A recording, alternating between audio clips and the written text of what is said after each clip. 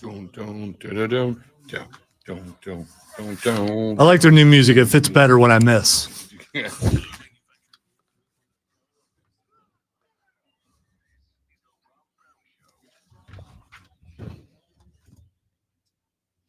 Big Daddy, how you doing? Yeah, baby. It is Wednesday 8.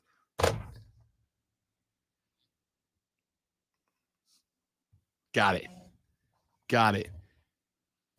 I don't know what Carolina's going to do at 33. I don't know. Wait a minute. I'm sorry. Infinity. There we That's go. What I thought it was from the beginning. That's what I meant to do. Yeah, that's what I meant. Ladies and gentlemen, welcome to the Rob Brown Show right here on the Infinity Sports Network in the Fan Upstate.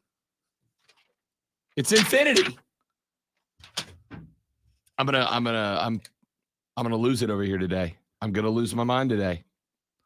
I'm just trying to help. No, I know. I think my cans have kicked the can. Try the other thing. No, it's the wire in the headphone. Yeah, I know, but I mean, I'm trying to help you troubleshoot. No, here. and I appreciate it. We're breaking a rule here, but this is like I know faulty equipment. The problem is I know what the issue is, and I can't. You're I cheap, can't fix it. and you won't No, go it's buy not new that headphones. I'm cheap. How old are those headphones? I bought them when I got here. Okay, so they look like you 4.5 swiped years. them from your last station. I bought these when I got here. Okay, all right, because those look like the kind that another station would buy, to save money. I'm just saying, spend a little extra cash on your headphones. Yeah, I'm obviously going to today. Hey, we got it. Nope, that went again. Dude, It went again. It's gonna be a very interesting show. I'm sure engineering would love to see, even though those are yours, what you just did to try to make it work. Don't tell me not to slam my headphones into the desk to make them work.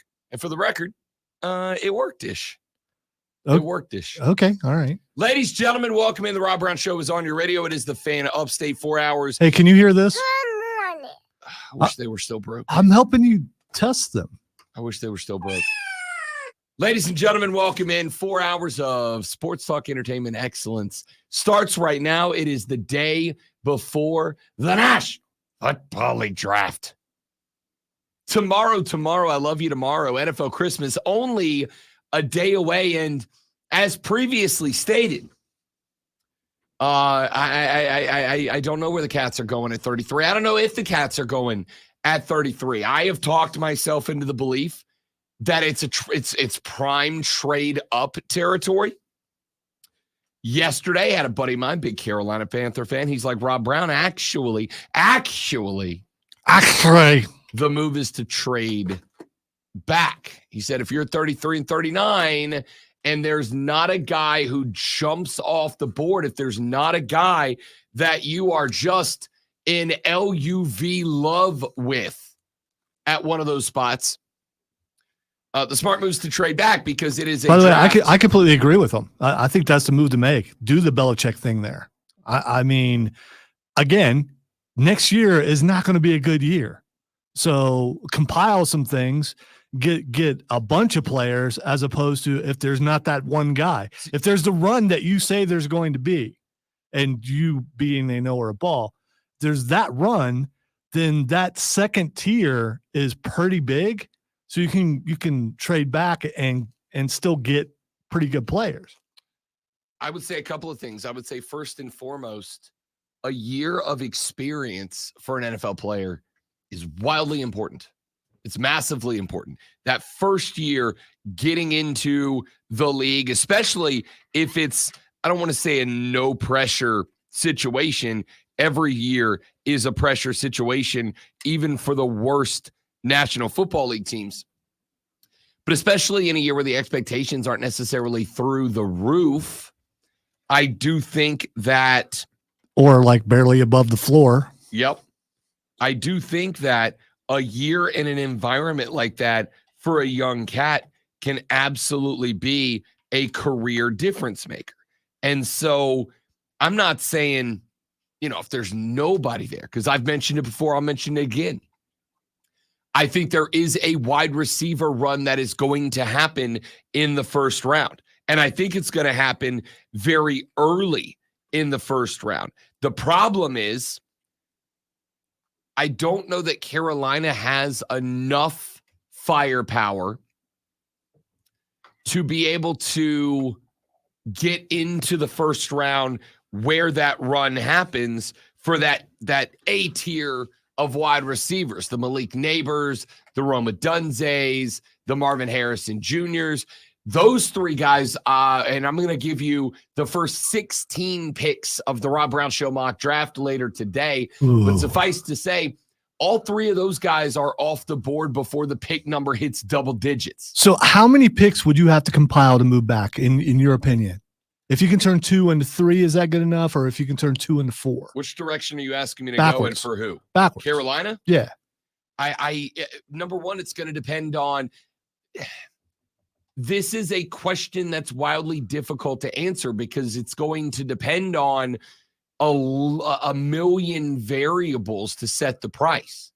There's a million variables that set the price. You know how if you're talking about a product in a store, you were talking about the price of that product having to cover the manufacturing of it, the design of it, the creation of it, the transportation of it, the marketing of it, and the profit that the company needs to make to put that product in. The NFL is kind of like that, except instead of with draft pick compensation, except instead of looking at marketing and transportation and packaging and design and yada, yada, yada, what I'm looking at is, all right, how many teams actually have the desire to move up? How many teams actually have the ability to move up? And how many teams are willing? Because let's say we get to 33 and there's a team that's looking at moving up and they're a team that's in the market primarily for an edge rusher. That's the position they're willing to move up for. Well, if there's a big run on wide receivers, as I predict there will be, this is also a very good year for edge rushers in the NFL draft. Yeah, but so if you're looking for an edge rusher and there's a big wide receiver run, which means there's not a big edge rusher run, then it maybe doesn't feel as imperative for me to get to 33 because some of the guys I thought would be off the board there aren't. So maybe I only need to go to 45 and have the same availability versus wide receivers. If the only position of need you have is wide receiver, if that is your above and away primary, and let's say we get to Kansas City on the clock at 32, you guys take Ladd McConkey off the board. So the next guys are Keon Coleman out of FSU, not in that top tier of prospects, in that second tier of prospects. But if you are desperate for a wide receiver, then Keon Coleman might be worth jumping to 33-4 or 33-4. But it's the balance of the move to 33 to get a wide receiver might be worth it, but is Keon Coleman worth it? There's a billion factors, which is why manning the phone on draft day as a GM has got to be the most difficult day of the year. All I know is Dan Morgan said he's looking for some dogs. You can have one dog or you can have a pack of dogs. I'm more afraid of a pack of dogs. So you trade back and get a pack. Unless a wide receiver slips through that far. And I bet Kansas City would be willing to trade out of, but what's one pick? Although you do know that they're probably going wide receiver. Kansas City's absolutely going wide receiver. That's not even a question. That's a statement of fact. I guarantee it. It's one of the few teams in the first round that I absolutely guarantee. I don't even know that they're there at 32. I still think they may trade up. The problem for Kansas City, I think, is that there's a receiver they can trade. The speed wide receivers are off the board. I think that's what you're looking for. There's a guy on the roster they can trade. There's a guy they can trade. Is there anybody that is willing to trade for that guy? Well, that's a good point. Yeah. It takes two to tango. Man, look at what Denver did. Everybody wants to tango. Zach Wilson. Yeah. Everybody wants to dance. By the way, dude, we're not making it through the first hour with the door closed. I'm just saying, we're just not doing that. I put together the first 16 picks in my mock draft yesterday, and I am going to share those with you later on in the show. Such a tease. I was going to tease. I just said I'm going to do it during the show today. which is teasing. I mean, yeah. I mean, we You want me to give them all that right now? no, Just jump into 16 right no, now? that would be that would it's better to do it in another hour. I know. So I got my first 16 picks of the mock draft. Now, I will tell you, Why don't you give us one? Caleb Williams to Chicago, number 1 overall. There we go. Wow. Shocker. Gasp. Oh, Shocker. shock. Yeah. I loved yesterday when Ryan Poles was talking to Chicago media, and they're like, Ryan, do you know who your guy's going to be at number 1 overall? And he's like, you'll just have to stay tuned. Bro, Caleb Williams is minus 10,000 on the board. Thanks. I didn't know. Sorry. Ron, how do you feel about that? Yeah, pretty much. We know who number 1 is going to be. No question mark. I'm pretty sure, like to the tune of made a bet on it a number of weeks ago and we'll be rolling with that one for a while. I know who number 2 is going to be. You'll just have to stick around to find out. Now, I will tell you before we get to the 2024 Rob Brown Show mock draft that unlike last year, I did not do trades this year. I did not make trades. I am going to tell you as we go pick by pick through the first 16 picks of round number 1, we will do the second 16 picks of round number 2 coming up tomorrow. I did not do You mean the second of round 1? Yeah, what I say, second of round 2? Yeah. Second of round 1 tomorrow. We'll do 1 through 16 today. We'll do 17 through 32 tomorrow. I didn't know if the other picks were like behind a paywall. And if you want to find out my other picks, subscribe to my OnlyFans, where I read mock drafts to you in the nude. No, that's not true. I don't have an OnlyFans. I would have to pay money for that. but if you did, it would be. But if I did, I would read mock drafts in the buff. Of course. For sure. For sure. So I went 1 through 16. We are not going to do trades in the mock draft. In years gone by, I have done trades in the mock draft. You want to know what the problem was when I sat down yesterday? Because the first thing I did was I pulled up the list that I put together last week of the teams that I thought were most likely to make a trade up or a trade down in the first round. And as I sat yesterday and I started going through those teams again, I realized there are probably 10 to 12 teams in the first round that can move up or move down. And I'm talking starting at number 3 with New England. Number 4, Arizona could make a move. The Jets could make a move. The G-Men could make a move. I came up yesterday with probably around a dozen NFL teams in the first round that could reasonably be, I don't want to say expected, but I would be completely and entirely unsurprised if they traded out of that spot. Completely and entirely unsurprised if they move back or up. Like I said, I think we're getting a trade at number 3. Now, I am sure we're getting a trade at number 4. At this point, I just believe, and I think it's wrong, and I hope that I am wrong. Based on everything I read when I got to number 4 in the mock draft selection process yesterday,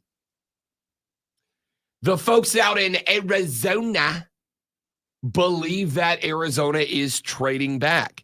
And it's not because they don't want Marvin Harrison Jr. They absolutely do. It is more about adopting the Lonzo philosophy of we can have one generational wide receiver, or we can trade back, probably not even outside of the top 20 picks, have access to a pool of wide receivers, and also stock up a healthy mass. Because, you ask, what could Carolina get for number 33? I don't know. You know what I do know? I do know what Arizona can get for number 4 with Marvin Harrison Jr. on the board, or maybe not even for Marvin Harrison Jr. Because if you go QB 1, 2, 3, now all of a sudden, despite the fact that I don't think it is going to happen, and despite the fact that I know it is an over-evaluation, we know how teams panic when they don't believe that they have their quarterback. We know how teams panic when they feel like their back's against the wall. They become wounded animals, and I've got to imagine there is going to be a team that is going to way overvalue J.J. McCarthy. And the next thing you know, even though he absolutely should not, all due respect, somebody jumps up to 4 and takes J.J. McCarthy off the board because he's the last of the top flight quarterbacks. Come on, you like me believe it's going to be, and they should go quarterback here, but wow, J.J. McCarthy's still on the board. Didn't see that coming. I don't know that great. You mentioned Brady Quinn, and there have been other people, I think Aaron Rodgers too, if I recall, who just waited and waited and waited. That's how it should play out moment. All right, Brady Quinn or J.J. McCarthy, which one would you draft? J.J. McCarthy. So I'd go Brady Quinn. I would not, and I'll tell you why. I actually watched. Well, because I'm going to have to, I think their talent may be equal, so I'm picking an Ohio guy or a Michigan guy. So I'm going to go with the Ohio guy. We know that when we're on the air, we don't take our fan caps off. I get it. J.J. McCarthy, and here's why. Wait, mine's like sewn on. I don't know. I mean, okay. I looked up some numbers yesterday. On 3rd and 6 or longer, I'd say that's a pretty important down and distance for a quarterback, right? Yeah, I would 3rd say. and 6 or longer. J.J. McCarthy completed 73% of his passes, and 50% of those went for first downs. When you took 10 all season, I mean, especially the last 3 games. And I will say that actually shockingly is not an invalid criticism.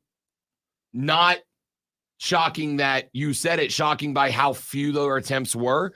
But when the attempts were made, he was successful. Now, you could argue that he had a big assist because Blake Corum's behind him. But I would also make the point that if it is 3rd and 6 and they've got a running back who's averaging 5 a carry, I'm running a foundation defense at that guy. And I'm just going to go, right. We might give it up to Blake Corum. I'm not giving up a 3rd and 6 to J.J. McCarthy. And yet, J.J. McCarthy on 3rd and 6 or longer threw for 72+% completion. It's like in the NBA where we're going to shut that guy down.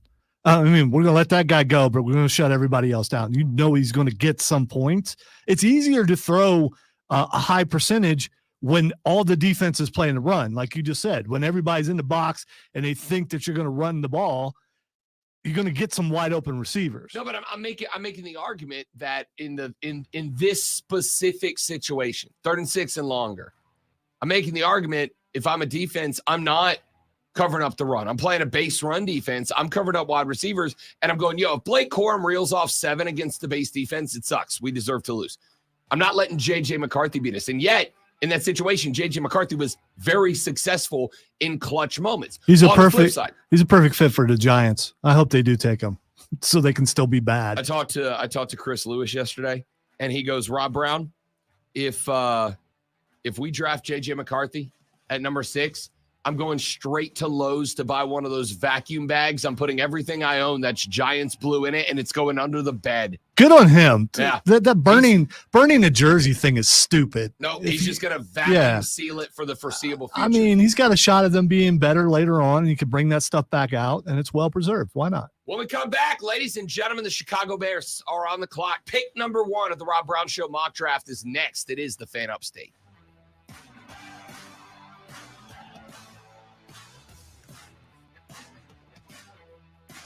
What I did not do. Oh, excuse me, 30 seconds, guy. Y'all stay right there.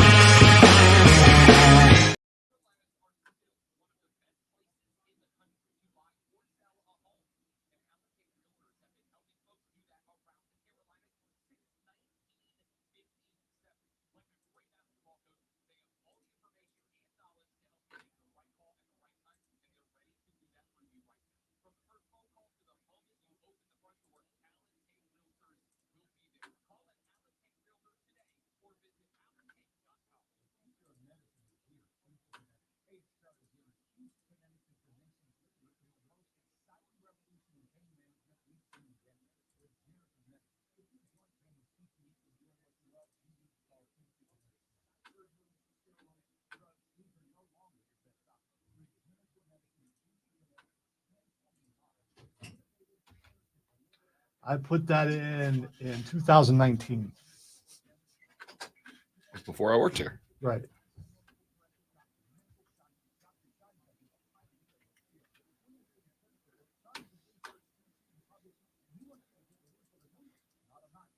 About to be winning some pits up in here because Your pits? Your weenuses and pits? yes, they're getting smoky, sort of. I don't want to say misty. It's yeah. Oh, look at that jacket. That's a Rob Brown jacket right there. That's PK Subban, and yes, it is. Linda Cohn's got like a flesh-colored tank on, and I was like, "Damn, Linda." But I see. What's wrong with your eyes? I mean, it's I'm obvious. looking at the. You are looking at an angle. Okay, all right. Why are you looking at 75-year-old Linda? Well, she's not that old. I bet she's my age though. I bet she is too. She is 65. Oh, she's 10 years older than me. She is, for the record, still one of my favorites on TV. Never was a fan. I love Linda Cohn. She has an arrogant delivery. For the love of elevation. I only like timid people on the air, on radio, and on. I mean, everyone should have the NPR voice. Nothing exciting here. I mean, the open collar too. I do like how they're trying to be a little more. So ESPN has done an NHL Stanley Cup playoff studio show that is a so word I'm looking for. I don't want to say knockoff, but knockoff of the NBA on TNT's basketball show. It's like PK, Mark Messier, and Steve Levy, and they're just super casual and loose while they talk about it. It's a McAfee effect. No, because Inside the NBA on TNT has been that way for. No, I'm talking about the loose shirts and stuff. No, I think that a lot, like Orlovsky's done it. A lot of the young guys go no tie. For the record, I'm big team no tie. I don't understand how draping colored fabric around my neck is somehow fancy. Wow.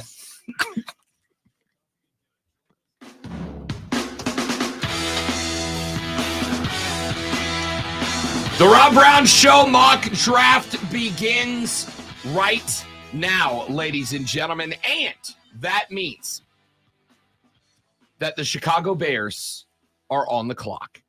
The Chicago Bears, of course, hold the number 1 overall pick in this year's draft. They acquired that pick, of course, from the Carolina Panthers in the trade that gave Carolina the number 1 overall draft pick last year. They used it to select Bryce Young, the quarterback out of Alabama. Chicago jumps to number 1 overall this year. And with that, the Chicago Bears are on the clock. And great one, the pick is officially in. Shocking, I know. With the first overall selection in the 2024 The Rob Brown Show mock NFL draft, the Chicago Bears select Caleb Williams, quarterback, University of Southern California. Caleb Williams, quarterback, USC. Snap back to Caleb. He'll run it himself to the 10. Down to the 5. He's going to go. Touchdown! The Trojans have come back to take the lead. How do you do? Caleb Williams is one of the most anticipated quarterback prospects in recent memory. The former Heisman Trophy winner has even drawn comparisons to Patrick Mahomes with his incredible combination of arm strength and athleticism. He has all the tools you look for at the position and could be a franchise quarterback for years to come. You said this yesterday, and I had never heard anyone say that. Now someone else he's drawn comparison to Patrick Mahomes. No, he hasn't. But like 3 people. He has. It doesn't make the comparisons right. Okay. He has drawn them. All right. Okay. This kid, depending on who you ask, is prototypical. And the improvisational talent behind him, you add on to the fact that he has got an arm that's really good. Do I think it is an all-time college football arm? No. But I don't really think there's a weak spot in where he can throw the ball. He can throw the ball down the field. He's got good mid-range throws. He's got good immediate throws. I'll tell you where there are two things that I get concerned about. The first is Caleb Williams does not have pinpoint accuracy. He's not the most accurate guy. He can get the ball to the area. He can get it there on a rope. He can get it there with finesse, but it's not going to be pinpoint accurate. And I think at the next level, that's going to be what ultimately hurts him a little bit. I would also say the comparisons that he has drawn to Patrick Mahomes, which again, let me be clear, I am not on board with.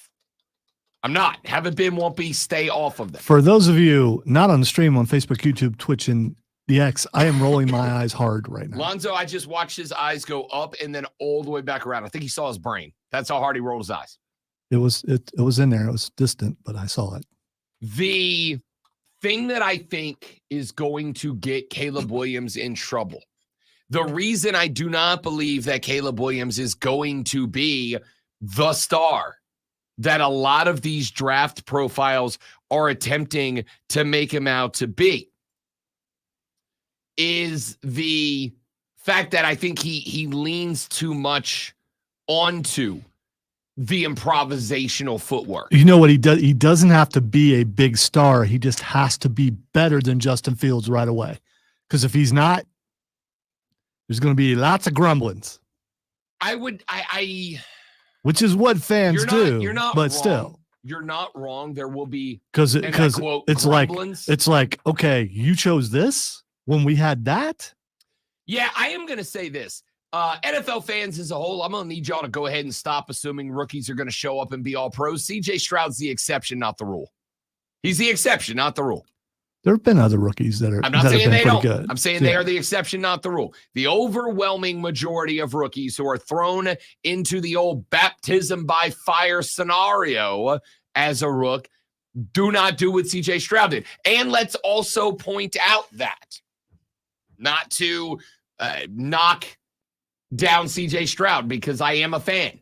Let us not forget that Anthony Richardson got hurt. The Colts were right there neck and neck with the Texans in that division until he went down. Let us not forget that CJ Stroud did nothing to cause the embarrassing collapse of the Jacksonville Jaguars down the stretch, a collapse that took them out of that division title. And let us not forget that the Tennessee Titans were an embarrassment to the entire state last year.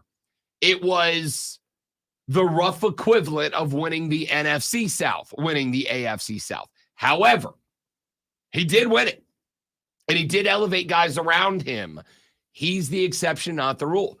If you expect Chicago fans, speaking of Chicago fans, by the way, Mario's, Hayden asked Mario, going to move to tomorrow. He had a family emergency yesterday, so he's in Indianapolis, driving back this morning. He's going to join us on the air tomorrow. We will not just talk NBA playoffs with Mario, but we'll actually talk draft with him tomorrow as well. The thought to me is, I think that Caleb Williams needs to be a more controlled scrambler. I think he got to a point, and I understand why playing for USC this year. I think he got to a point where scrambling, getting out of the pocket, moving around became his go-to. That don't work in the NFL. Patrick Mahomes scrambling is like the fifth option every given snap. And it's ugly. It's still effective, but it's ugly. Yeah. I don't care as long as it is effective. But I will say about Patrick Mahomes, for the reputation he has as an improvisational scrambling quarterback, there's not many times where Mahomes scrambles unnecessarily. There's not many times where you go, oh, he's seeing ghost. Oh, he's running from ghost out there.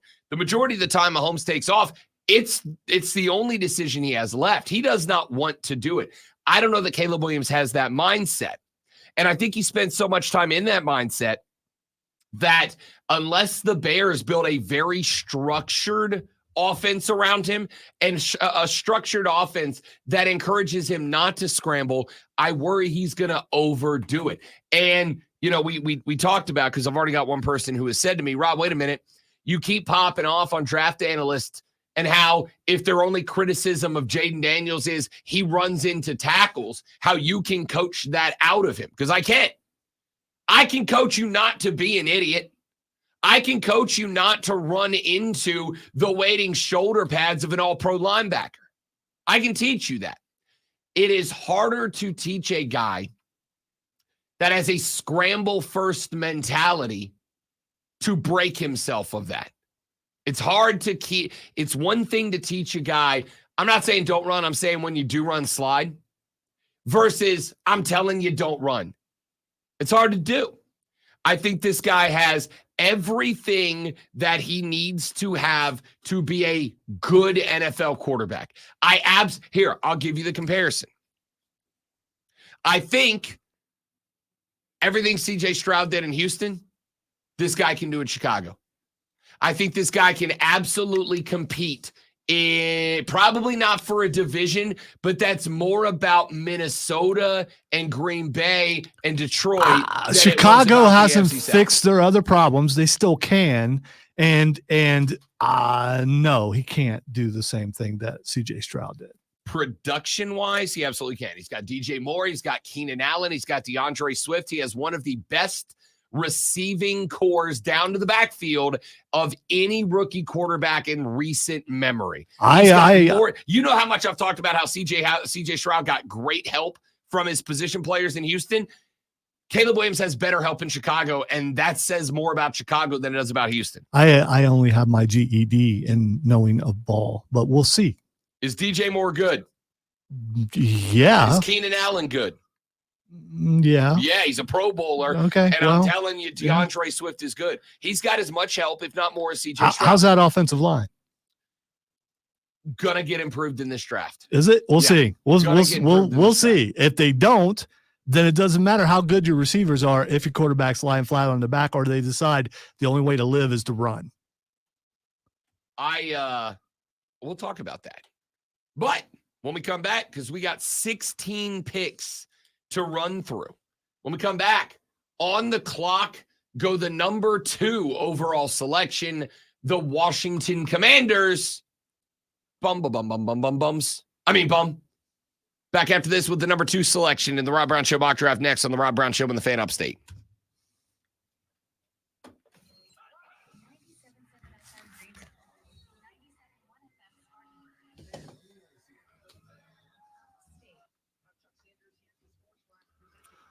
The Chicago Bears last year had the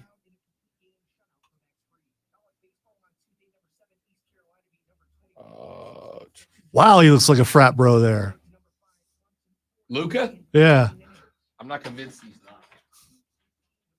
All he does is goof off, and I love it. Kyrie got the big, that looks like a pea pod earring. What is that?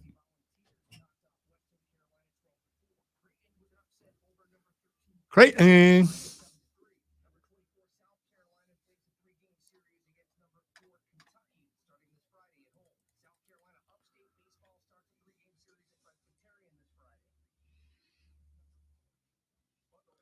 Listen, I am an Ohio State fan, and I'm not taking my fan cap off. Per the discussion that Rob and I had on the air yesterday, I don't think I have to, and I can still be objective when it comes to talking about any team, even the team up north. But I think Chicago made a mistake letting Justin Fields go.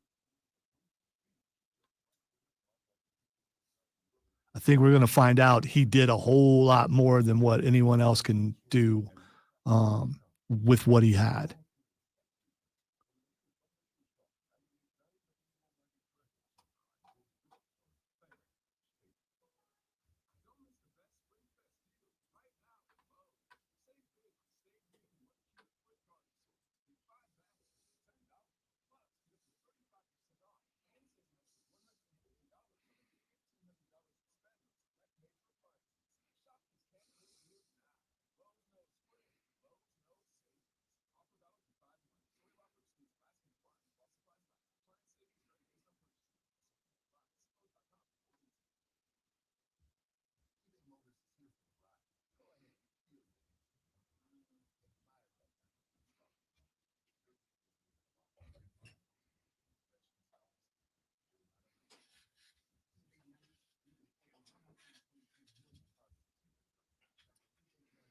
Fred the Super Cat, what's up, big dog? Good to have you in, man.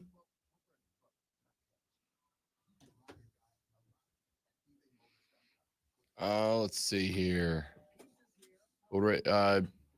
Y'all might take JJ. I think the Vikings could very well jump in to JJ. I also agree with that. I think they gave up on Justin Fields too early. I also understand. I think the roof for Caleb Williams is higher than the roof for Justin Fields, and I think they're gambling on that.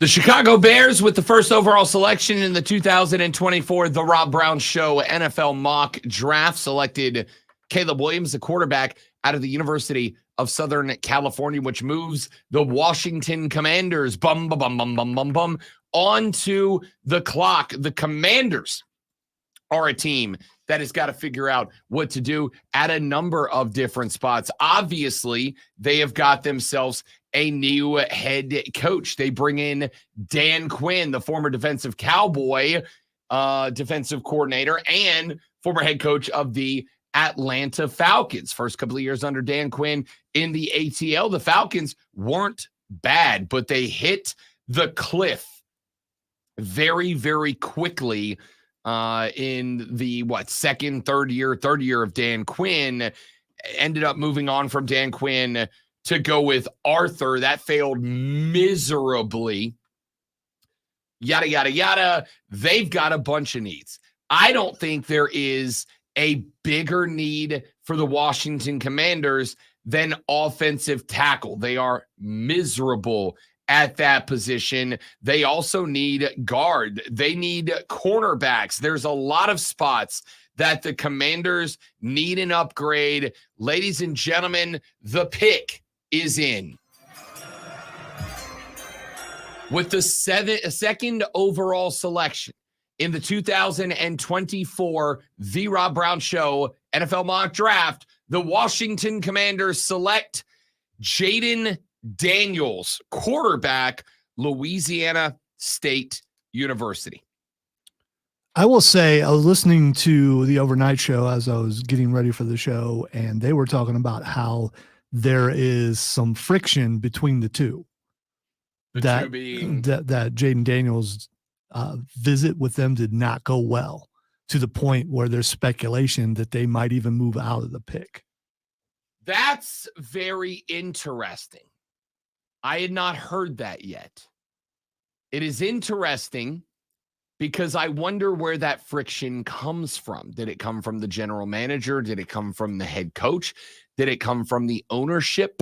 Where did it come from? I would say, in response to that, there's another outside variable that has to be considered for this team. Not only do they have a new head coach, they have new ownership as well. They've got new guys from Dan Snyder's old office all the way down. And I do think there is some level of need for this team to get this pick right, whether it's a trade down or not. Now, I'm going to say this. If Washington did decide Jayden Daniels isn't the guy,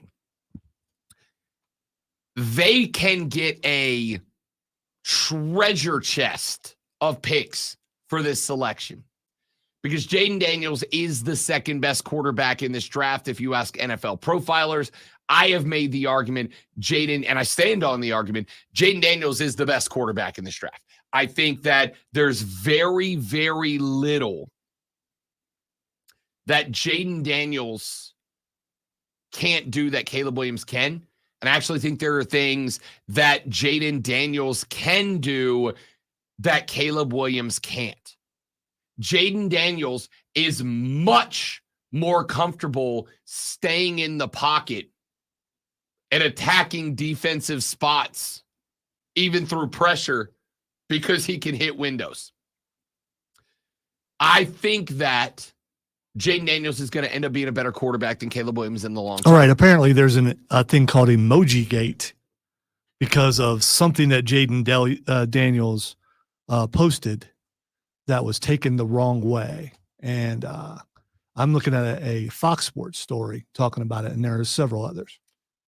Emoji Gate. Yes, because everything has to have a gate on it, including your yard, because you don't want those young kids walking on your lawn. I had saw something about this the other day, and I'm going to be straight up with you, Zoe.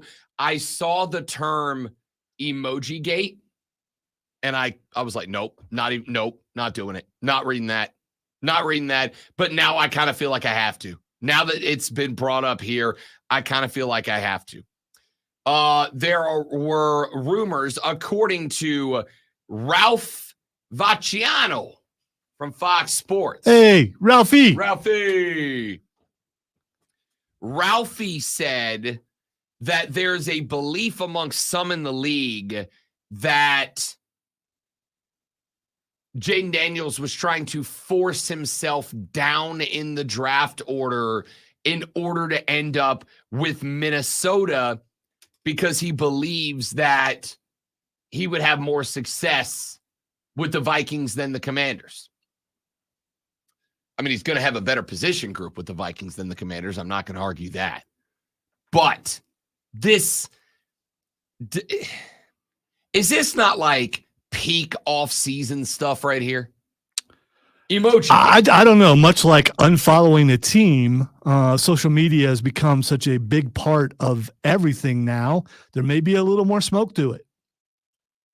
Apparently, Jaden Daniels made some sort of post where he threw an emoji up that people thought was maybe a little bit disrespectful to the Commanders. I saw that. I ignored it. I don't care. I don't think there's a world in which the Commanders are going to pass up on the guy who is very clearly, at the worst, the second best quarterback in the NFL draft because he put a thinking emoji on a social media post. I'm not trying to get you to rethink your pick because we talk year after year about the smoke screen and everything that goes up. But to what end? I mean, why would this be made public by other teams to make it look like? I mean, unless they would be willing to trade out of the pick. That's why. I mean, that's the only thing. The thought is there's no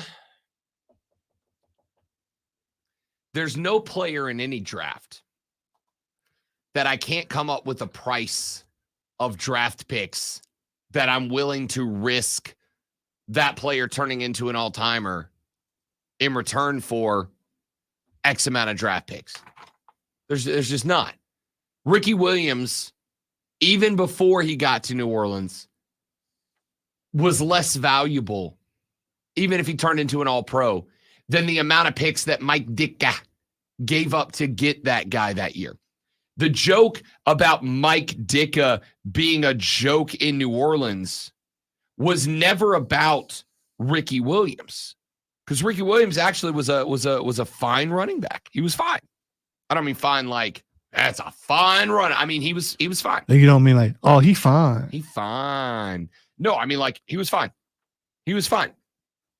It was the fact that there was no running back that was worth the freaking Brinks truck of draft picks that Mike Ditka gave away to move up into that slot. Ditka did look good with the dreads, though. I thought that was a good look. Hilarious SI cover. Still not worth the picks, right?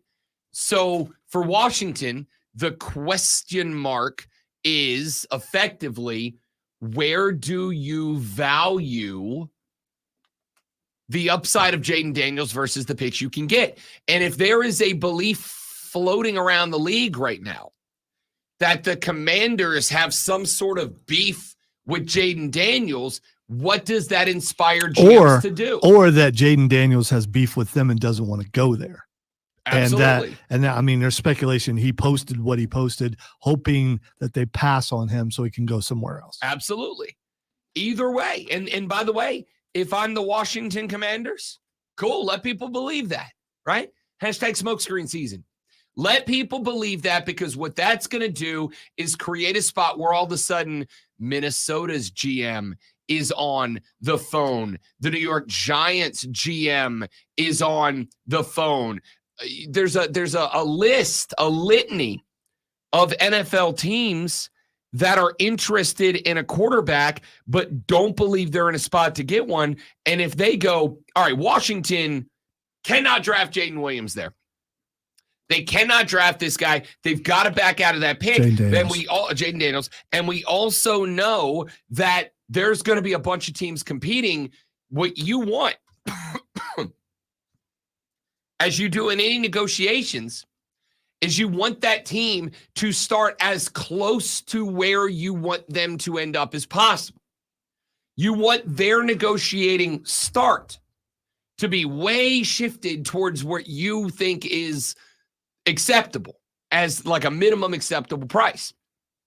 Because the closer they are to you, the more you can drag them over. So if I can already have them in thinking that this is the guy, or for us, I guess in this case, it isn't the guy.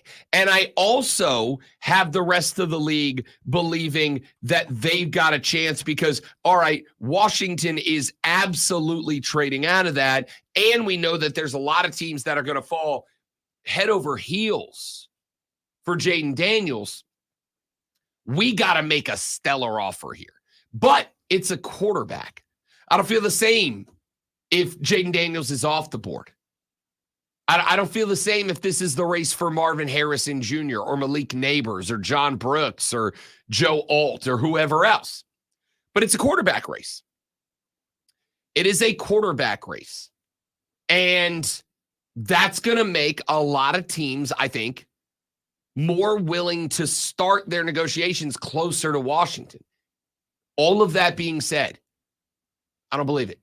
I don't believe it. And I think that Washington would end up wanting a Ricky Williams style, Mike Ditka style treasure chest of picks in order to move off of Jaden Daniels, because I very much believe that they feel the way I feel about him, which is this kid is the real deal. This kid is the future. So with the number 1 overall pick, the Bears going Caleb Williams, the quarterback out of the University of Southern California. With the number 2 pick, the Washington Commanders stay put, and they take Jaden Daniels, the quarterback out of LSU. As a player, there's really not much that I don't like about this kid. He is a phenomenal athlete. He is, to me, very football smart. One thing that I think that he does better than Caleb Williams, I think that Jaden Daniels diagnoses defenses better than Caleb Williams.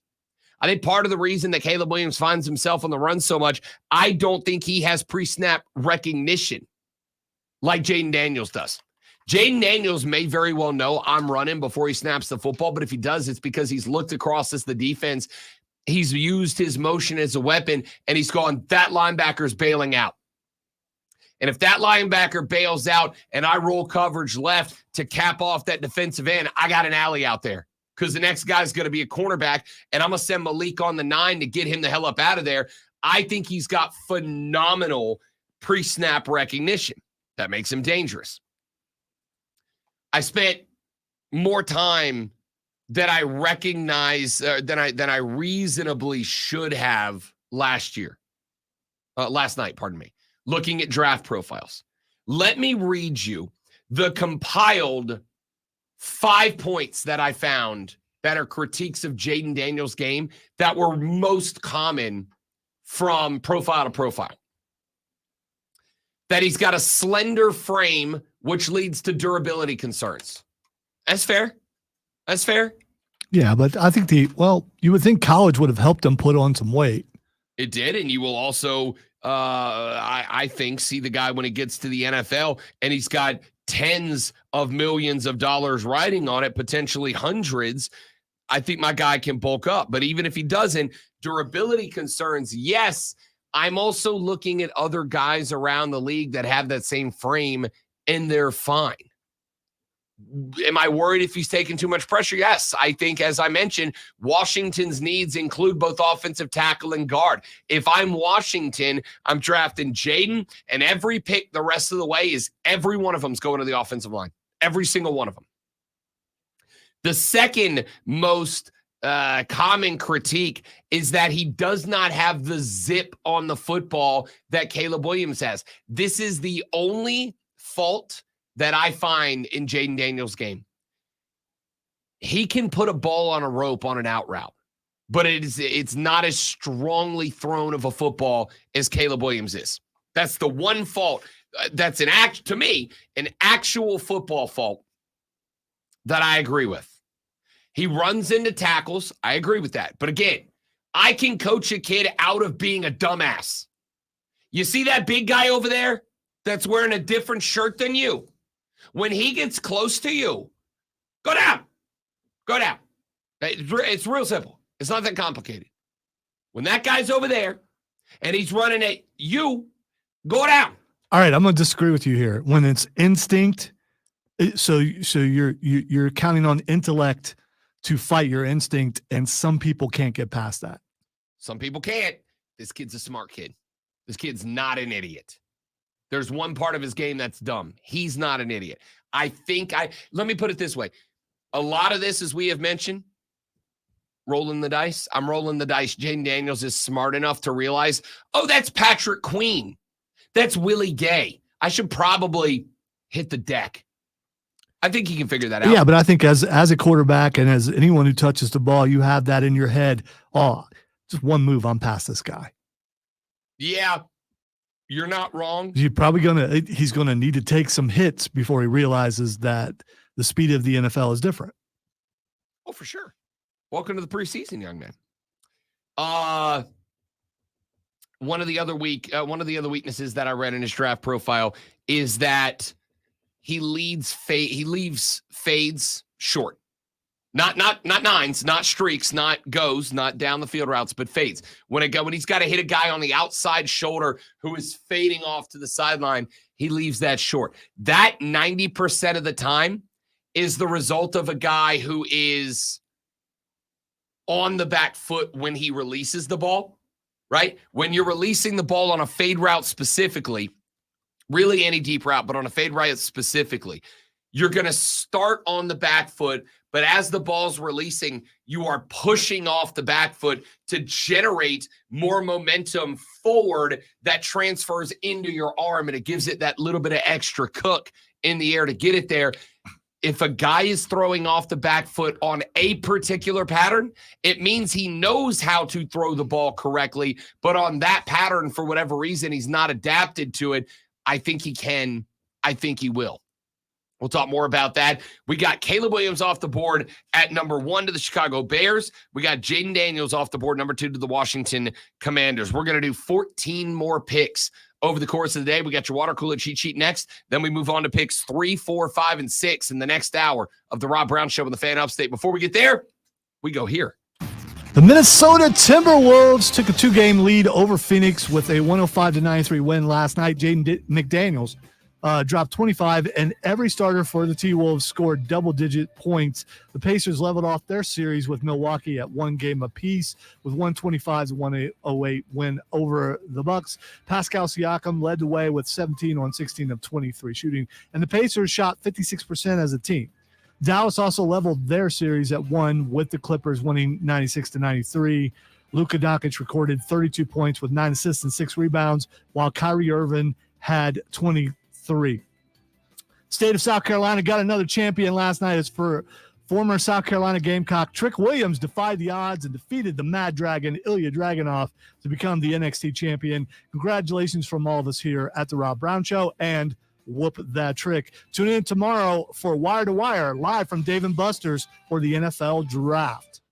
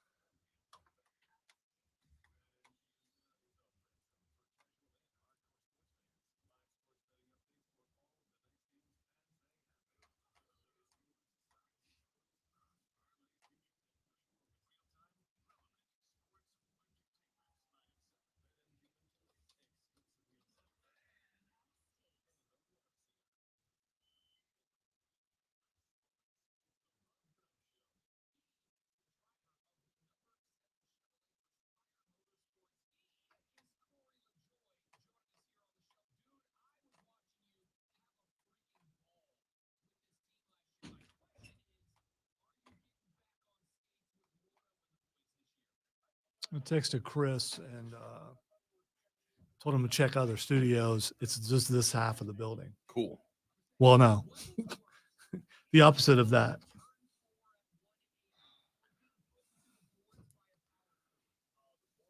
The underwear is almost where it's very uncomfortable. Yeah, I'm sweating a little bit now. Yeah.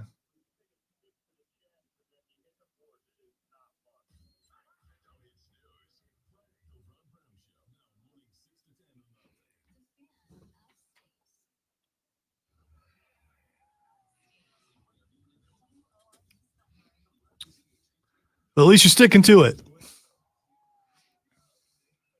Yeah, I wonder if anyone noticed what I did, Trey. I hope so.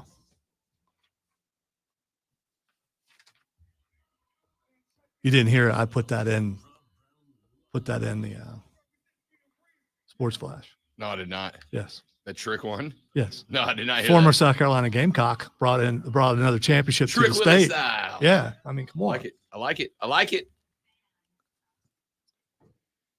Hour number 2 of the Rob Brown Radio program starts right now. Ladies and gentlemen, welcome back. It is the Fan Upstate. Robin the Great One, Lonzo with you here on a Wednesday morning. It is NFL Draft Eve morning, dudes and dudettes. Tomorrow night, it's NFL Christmas. And I would like to take just a moment out of your very busy morning to remind you right now that tomorrow, live at Dave & Buster's in Greenville, South Carolina, Wire to Wire with Diesel and Cole Bryson will be live from 3 to 7 p.m.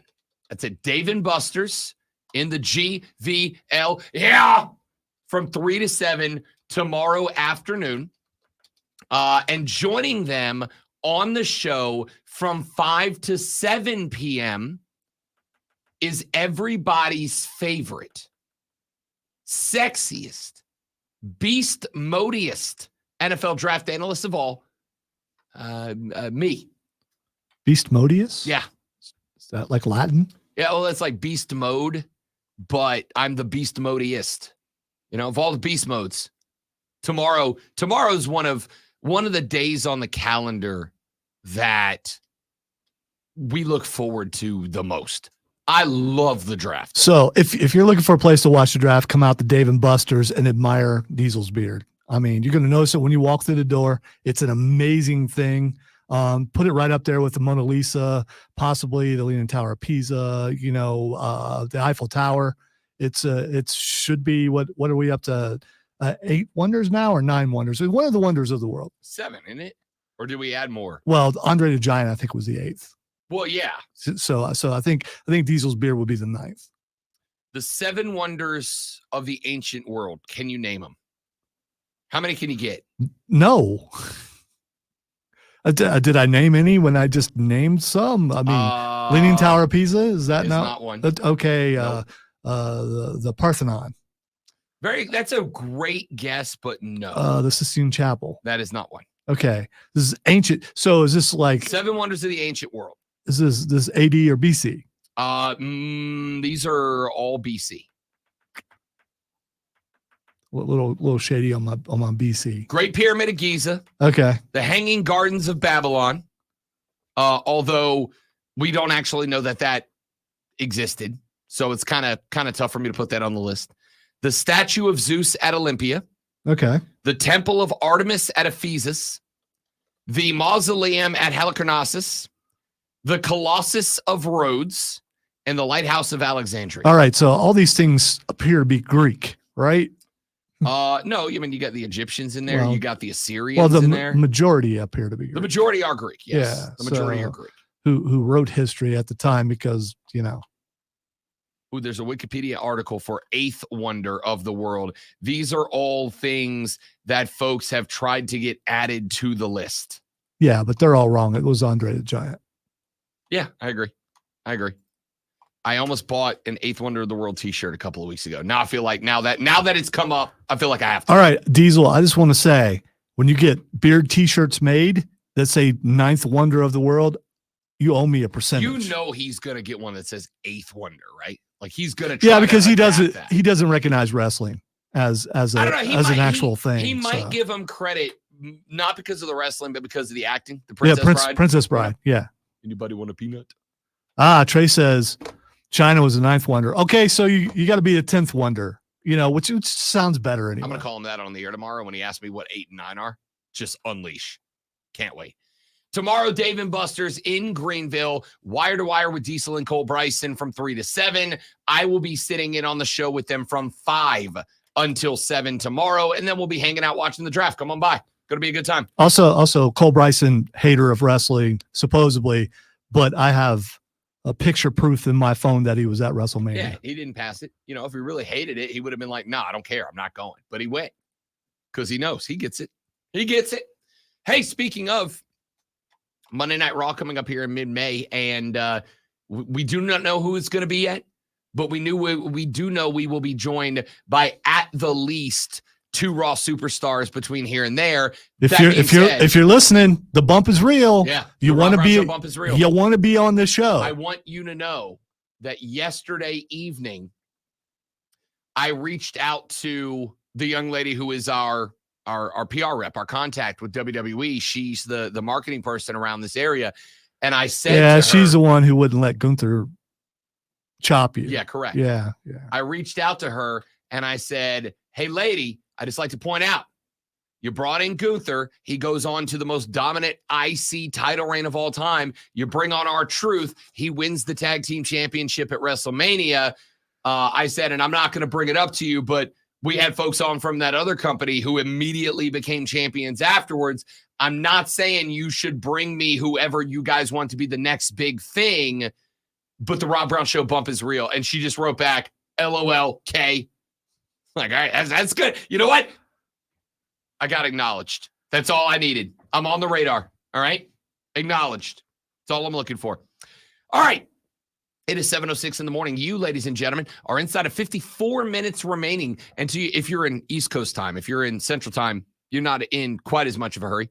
But if you're in East Coast time, you're less than 54 minutes away from having to clock in, answer all those passive-aggressive emails, do at least a little bit of work on that big project you've been putting off so that you can, lie to your boss and tell him that you care. I know what you want. Zoe know what you want.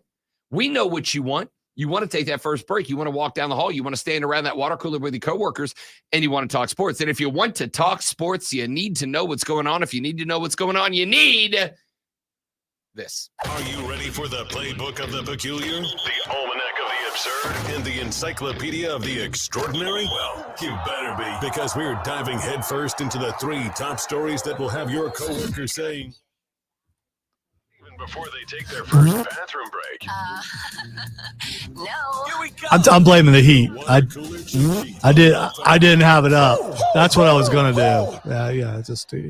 Whatever. It is the water cooler cheat sheet, the top 3 sports stories you need to know before you get to work this AM for today, April 24th, 2024. Let's dive right in with hour number 1. NBA playoffs remain and will remain for at least a couple more weeks. Your big story in the world of professional sports, 3 games going down yesterday in game number 1. The Timberwolves rocked the Suns. The Suns are cooked, bro. I kept saying, what did I say? You want a chance to win this, PHX? You better make Devin Booker a star. They tried to last night. He went 6 of 13 from the field, Hey, Rob. 1 of 6 from deep. Hey, Rob, where's Kevin Durant play? Kevin Durant and his 18 points of 6 of 15 and 0 of 2 from the arc plays for the Phoenix Suns. Kevin Durant could not get it done. Devin Booker did lead all scorers for the Suns last night. The Suns got a total of, what they get? I think they got 28 points off the bench. They had 4 starters reach double figures. Nurkic got 10. Bradley Beal got 14. Kevin Durant got 18. And Devin Booker got 20. Now, in fairness, Grayson Allen, who got that fat stat contract a couple of days ago, did leave this game. He rolled his right ankle for like the 93rd time this season.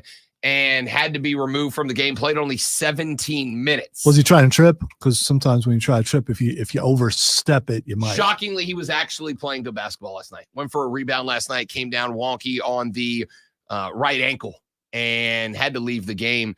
And look, Minnesota's just a better team. All 5 starters for them in double figures, 25 for McDaniels, 18 for Gobert and Conley, 15 for Ant-Man Anthony Edwards, Karl Anthony Towns, 12. Here's the interesting thing, great one, about the Minnesota Timberwolves. We've been talking about this team as if it is Anthony Edwards and Karl Anthony Towns, and it is. They're the best 2 players.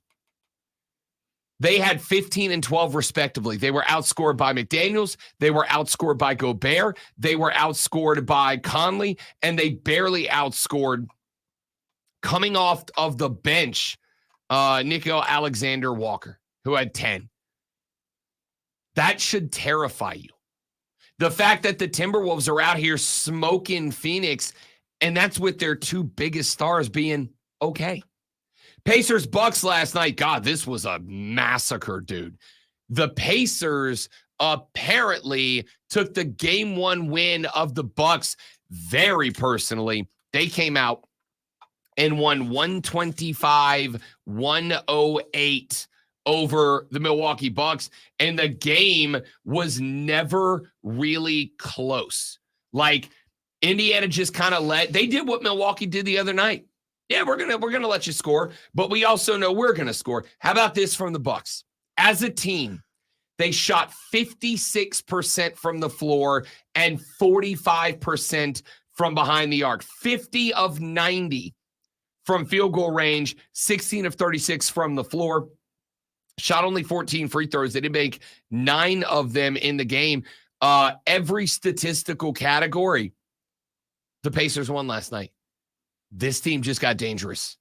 That series is now level at a game apiece. And in the last game last night, a game that I just did not have it in me to stay up and watch, and I wished I would have now because it was apparently the most competitive game on the docket. The Dallas Mavericks have drawn their first round series against the LA Clippers, even with a 96-93 win. I don't know if you've heard this before, but that Luka Doncic kid, pretty good at basketball. 32 points on 11 of 26 from the floor. The Mavs shot 42% from both the field and from 3 last night. They got 23 out of Kyrie Irving and 18 out of PJ Washington. On the flip side, the Clippers went back to being the Clippers. 22 from George and Harden. Not a whole heck of a lot else from anybody else. Kawhi got 15, 13 from Zubac, and that was it. They shot 37, less than 37% from the floor. They went 8 of 30 from deep. Good for 26.7%, 21 of 26 from the stripe. The Mavs made it look easy last night. A 96-93 game. That team should have won by 25 points. That team got enough out of Luka to juice a win. And I'm going to say this, that series does not feel over to me at all. It doesn't. The fact that the Clippers shot, 44% and 20-something% from 3, and yet lost this game by 3. They're still very much alive. That series has got a chance to be very competitive. We continue this evening and wrap up our game 2s in the East and the West tonight. We have got opening up Miami at Boston, game number 2, New Orleans at Oklahoma City, game number 2. We do have a couple of series now, as last night 2 road teams got the first 2 road W's of the playoffs. Let's very quickly run through items number 2 and number 3. Caitlin Clark, once again making history. She was awarded last night the Sullivan Award. That award goes to the best Olympic or collegiate athlete in America. It honors not just excellence on the field of competition, but also leadership, et cetera, off of it. That's not notable. What's notable is Caitlin Clark just became the first ever two-time a winner of the Sullivan Award. Caitlin Clark still out there making history. And finally, item number 3, your NHL Stanley Cup playoffs last night. 4 games, and the series are competitive or not. The Rangers get the Capitals 4-3 last night. They end up putting DC down in a 2-0 hole. The Panthers win the best hockey game I have watched all year, a 3-2 overtime win over the Tampa Bay Lightning. Verhaeghe gets the OT game winner less than 3 minutes into the extra frame. The Avalanche found themselves down 1-0 early, then down 2-1 late, and then scored 4 consecutive to end the game. Colorado ties the series with Winnipeg, a 5-2 dub last night. And finally, late into the evening, our Nashville Predators, the 4-win win over the Canucks last night. Forsberg was brilliant in this game. The Canucks now tied up with the Preds. That series all square at 1-1. There's your water cooler cheat sheet. When we come back, we have made our first 2 selections. Caleb Williams to the Bears, Jaden Daniels to the Commanders. We move on to picks 3 and 4. The New England Patriots are on the clock in the 2024 Rob Brown Show mock draft. That continues next on the Rob Brown Show in the Fan Upstate. QC. All right, guys, one cool live read, and we're coming right back. Y'all stay right there.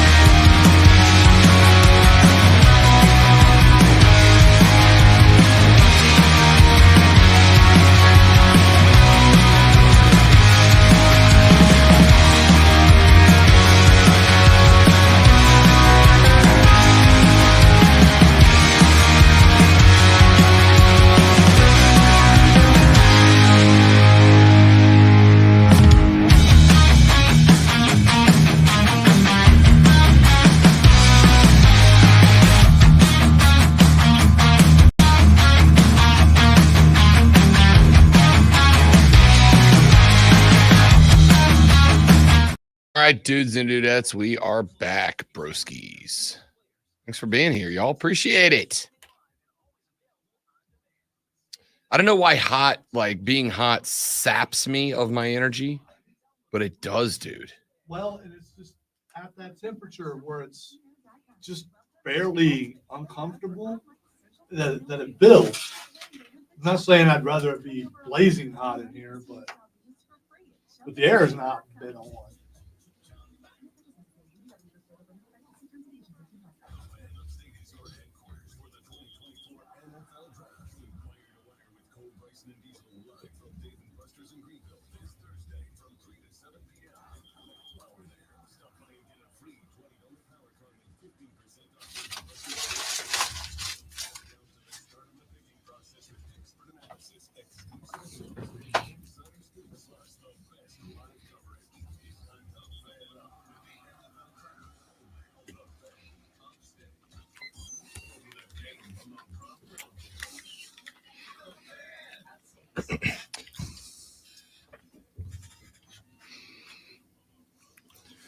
The first two picks of the Rob Brown Show mock draft are in.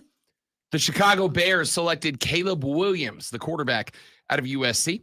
The Washington Commanders went second and selected Jaden Daniels, the quarterback out of LSU. That means we arrive at pick number 3. It belongs to the New England Patriots. Now, before I give you the pick, let me be clear. This is my first trade down spot. I think that the Patriots, much as we talked about with the Commanders at 2, can get a haul here because there are 3 quarterbacks on the board that are believed to be top flight. I do not buy into J.J. McCarthy being in that group. The last quarterback available after Caleb Williams comes off the board at 1 and Jaden Daniels 2 is Drake May out of the University of North Carolina. There are, as we have mentioned, a number of teams looking for a quarterback.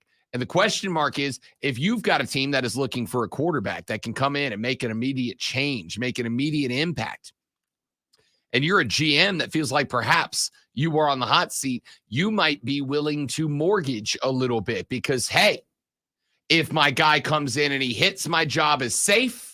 And if my guy comes in and he does not hit, then who the hell cares if I gave away a treasure chest of draft picks because I won't work here anymore. And I think there are a few teams in that spot. So I very much think the New England Patriots are a very likely trade down team. The one thing that hurts them, in my opinion, is that you won't have a quarterback if you don't, right? Unless you're gonna gamble it all on Spencer Williams or Michael Penix Jr. being there on the board wherever you trade down to, which if you trade down into the middle of the round, you're probably still overdrafting one of those guys there, and you just got to eat it because you picked up a bunch of draft picks, or you trade into the late first round or somewhere in the second round, and you end up in a spot where none of the second or third tier quarterbacks are still available. Big risk here for New England because I do think they have to leave this draft with a QB. With that being said, the New England Patriots pick is in. With the 3rd overall selection in the 2024 The Rob Brown Show mock draft, the New England Patriots select, I know, still a bunch of shockers going down early, Drake May, the quarterback out of North Carolina. I know. Yeah, this is the easy pick. This is the no doubter. This is the no brainer. They got to have a QB. Drake May, I think, is enough of a departure from what the Patriots have done at this position, whether it was with Brady or Mac Jones. He is a physical quarterback. He is a quarterback that I think gives them a little bit more of a presence all over the field as opposed to a guy who stands in the pocket and tries to deliver the football like a traditional pocket passer quarterback. There are some elements of Drake May's game that I am somewhat concerned about. There are some elements of his game that I worry about. Here is what Infinity Network insiders had to say. Drake May, quarterback, North Carolina. May, clean pocket. Now he rolls out to the right. He's going to try to go deep. Has a man there. Caught and touchdown, Carolina. McCollum beats the coverage of Aiden Gooseby for the 46-yard score. Drake May has elite arm strength and ideal size. At 6'4", 230 pounds, he can make throws off platform and make plays with his legs. May's confidence in his arm can occasionally lead him to make risky throws under pressure, but he's an accurate passer with a prototypical NFL arm. That's it. I don't know that there is a better way to describe Drake May. He is a prototypical quarterback who can make most of the throws. Now, there are some spots with Drake May that I do get a little bit concerned about. Number one, his mechanics break down under pressure. You give Drake May a clean quarterback, a clean pocket to throw out of, he hits targets. You put Drake May under pressure, and the ball starts to fly a little bit on him. I think he's got a throwing motion that is a little bit too lengthy for the NFL. I think it's a little bit too long. It's a mechanics issue. And when you combine those two things, when a quarterback loses accuracy under pocket and he's got a little bit too weak of a passing mechanic behind him to make up for that, that's where I get a little bit concerned. I worry about the pressure. 16 career interceptions. I watched a lot of them over the past week as we were getting ready for our draft spectacular tomorrow at Dave & Buster's. A lot of the picks that were thrown by Drake May were thrown because of poor decisions. Now, a lot of those poor decisions were gutsy decisions. A lot of those poor decisions were decisions where Drake May believed, I can make this throw. I will make this throw. I think this throw is going to get there, and he just didn't get the ball there. That's confidence. And certainly that's one of the things that you want out of your quarterback is confidence that he can and will make those throws. However, at the next level, as we have said many times, everybody is an All-American in the defensive backfield. Those throws are going to be more common. They're going to be more frequent. My question is, can he get to a point like a Bo Nix where he looks down the football field and he goes, all right, I think I can make that throw, but I can't put my team in a risky spot. I can't take the risk. I can't take the gamble there. And he pulls back. There's a lot I do like. I think of the three quarterbacks that we have talked so far, Caleb Williams, Jaden Daniels, and Drake May, I think he might be the best, the most comfortable quarterback in the pocket. He climbs the pocket. He does not bail out of the pocket. He does not panic in the pocket. You put him under pressure, the decision-making goes downward. You put him under pressure, he gets a little more inconsistent with his mechanics, but he's not afraid. He stands in the pocket, he climbs in the pocket, and he delivers the football. My only question mark is, can you clean up the mechanics under pressure so that when he is under pressure, he doesn't break down as a passer? And if the answer to that is yes, then I think there is absolutely a possibility Drake May can be a quarterback. I do not believe that Drake May is going to be an all-timer. I don't believe he's going to be a repeated Pro Bowler. But I will say, great one. If you asked me for a player comparison for Drake May, the best answer I can come up with is Josh Allen. That's the vibe he gives. A lot of the similar characteristics in terms of his draft profile. Similar style game to me, reminds me of Josh Allen. And you will remember when Josh Allen got drafted, he got drafted behind Josh Rosen. Why? Because of the exact same draft profile. Concerned about his mechanics, concerned about his ability to maintain composure under pressure, and I'd say he's done just fine. We move on to pick number 4. The Arizona Cardinals sit at number 4. This is the number one most likely trade down spot in the entire first round of the NFL draft. This is a team that can get a haul. I do not think it is as lucrative as everybody else makes it out to be, because I do not believe that the NFL is as in on J.J. McCarthy. I know we keep hitting on this. He's the variable that makes the valuation on these early picks what they are. I still think there is a guy sitting there at number 4 that makes this spot very, very valuable to the Cardinals. And I do think the Cardinals are enough in a rebuild that they will have to take the value over the potential player. At number 4, the pick is in.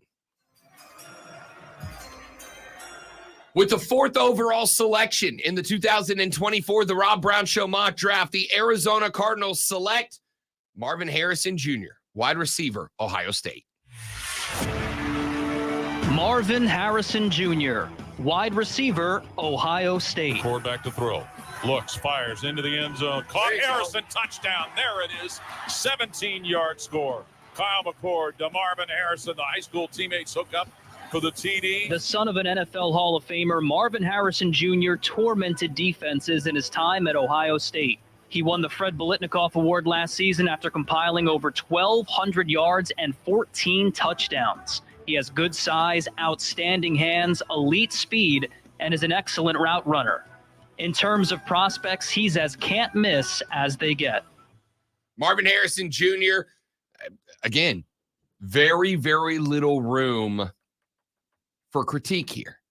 I do have a couple. I got a couple of things he can clean up. I think the first thing is Marvin Harrison Jr. is slow off of press coverage. That is something he is going to face regularly at the next level, especially considering he's going to be the best receiver in the room when he gets to the Arizona Cardinals, if that's where he goes. Honestly, he's going to be the best receiver in the room wherever he goes, because nobody's going to be willing to trade away the number of picks you would have to trade to Arizona to get to 4, unless you are desperate, in which case he will be the best receiver in the room. He is going to see a ton of press coverage, and he's a little slow to break a press coverage, get to the outside, and make something happen. There's one more thing that I get concerned about. Those little grabs, those little, you know how defensive backs, when a guy's breaking into or out of a route, they're not going to hold, but you know how they might just put a hand on a shoulder pad. They might try to turn. You're trying to get they are holding, but go ahead. You try to get as a wide receiver, your hip sunk. That is elementary level wide receiver. When you are about to change a route, cut inside, outside, fade inside, outside, the first thing that turns is your hips. You sink the hips down to the ground. That lowers the center of gravity. The closer your center of gravity is to the ground, the easier it is for you to turn. I want you to think about in terms of a car. When you look at, for instance, NASCAR stock cars, what do they try to do? Those cars are low to the ground. The fenders, the bumpers, the side panels on those cars are on the ground. Why? Because the lower the center of gravity, the easier it is to take forward momentum and bend it in a different direction. Marvin Harrison Jr. runs great routes. The problem that I have is when he is trying to get to that cut, defensive backs can hit him. And I'm not talking about a hold. I'm talking about just pop the shoulder pad, and it disrupts his body flow. He's going to have to learn how to work through that contact, because when you get to a point that your routes are being disrupted, you throw off the ability to create that timing with the quarterback. It is honestly maybe the only critique I have. There's one more that I can coach out of him. One of the things that I think he does in those change of direction routes, right? Crossing pattern, corner route, whatever. He tends to stutter step when he's going to change direction, even on a flow route. When I say flow, I mean like a corner route, where you should not stutter step if you're going to diagonal off your route, whether it's to the goalpost or to the out corner or whatever. Stutter steps are when you are doing a 90-degree or greater angle back to the quarterback. That's where you're going to sink those hips, stutter step, get the hips turned, the shoulders follow, and you release. The problem is when he is getting down the field, if he's got a defender in his pocket, he tends to stutter step before he runs a flow route, and that's got to go by the next level. That is honestly the only critiques that I have about Marvin Harrison Jr. I feel bad for him, and I think I don't think it's abnormal to feel bad for certain players who are great in college, knowing that they're going to go to a bad team. He's going to I'm looking forward to a second contract because he's going to a place where he's probably not going to thrive too much because of the quarterback. And because with all the hype that the quarterback got, they don't win very much, and I don't think he gets the ball that much. I think he's the best option they have. I mean, well, no, absolutely, he will be the best option they have. It just depends on if the diminutive one will have time to throw it to him or will decide to run with that phone. It feels like Arizona has bought into the belief that Kyler Murray can do it. He needed some time, maybe longer than they like.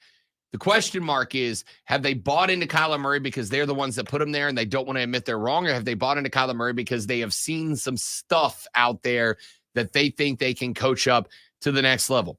If the second one is true, Marvin Harrison Jr.'s got a shot. If not, it might be an early and difficult set of struggles for Marvin Harrison Jr. Here's the one misconception, and then we got to run to a break. I think a lot of people think this guy's a fly receiver. He's a 9-route guy, right? Put him in the X. When the ball snapped, I want you to sprint it. He's not that guy. He's a route runner.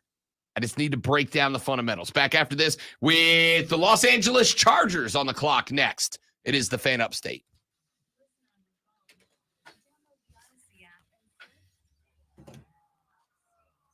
I'm going to continue to blame the heat. I wasn't watching the clock. It's not hate. I make fun of his height and stuff all the time, but it's not that. He's not that good.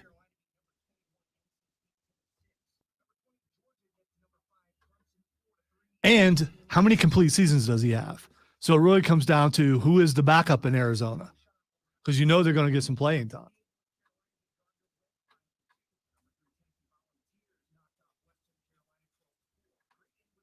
Right now, their backup quarterback is Desmond Ridder. Sorry, Marv. Clayton Tune is their third stringer.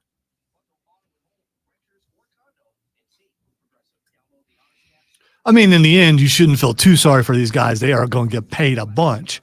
But at the same time, if you want to see them thrive and be in the league for a really long time, I mean, honor system, I will give anybody $1 that can name me one of the 3 starting Arizona Cardinals wide receivers right now.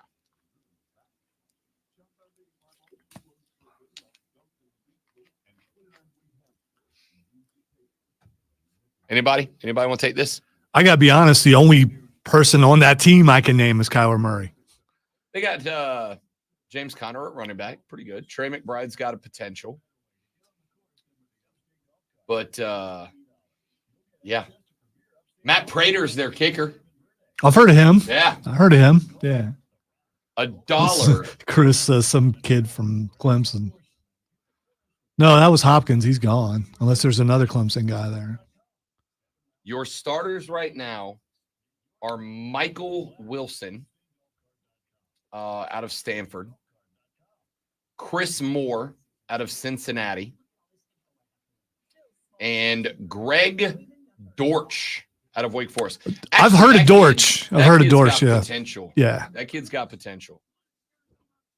He was in Carolina for like a month last year. Now, I guess not really. He's been in the league since 2019. Like I said, I've heard of him. Never really worked out. I've never heard of him being really good, but I've heard of him.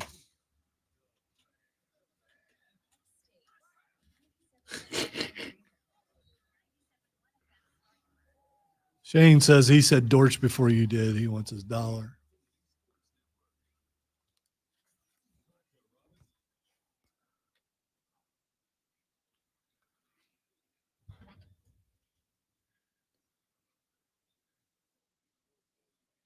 Before we get to the LA Superchargers, we played a fun little game during the break there. Quick honor system.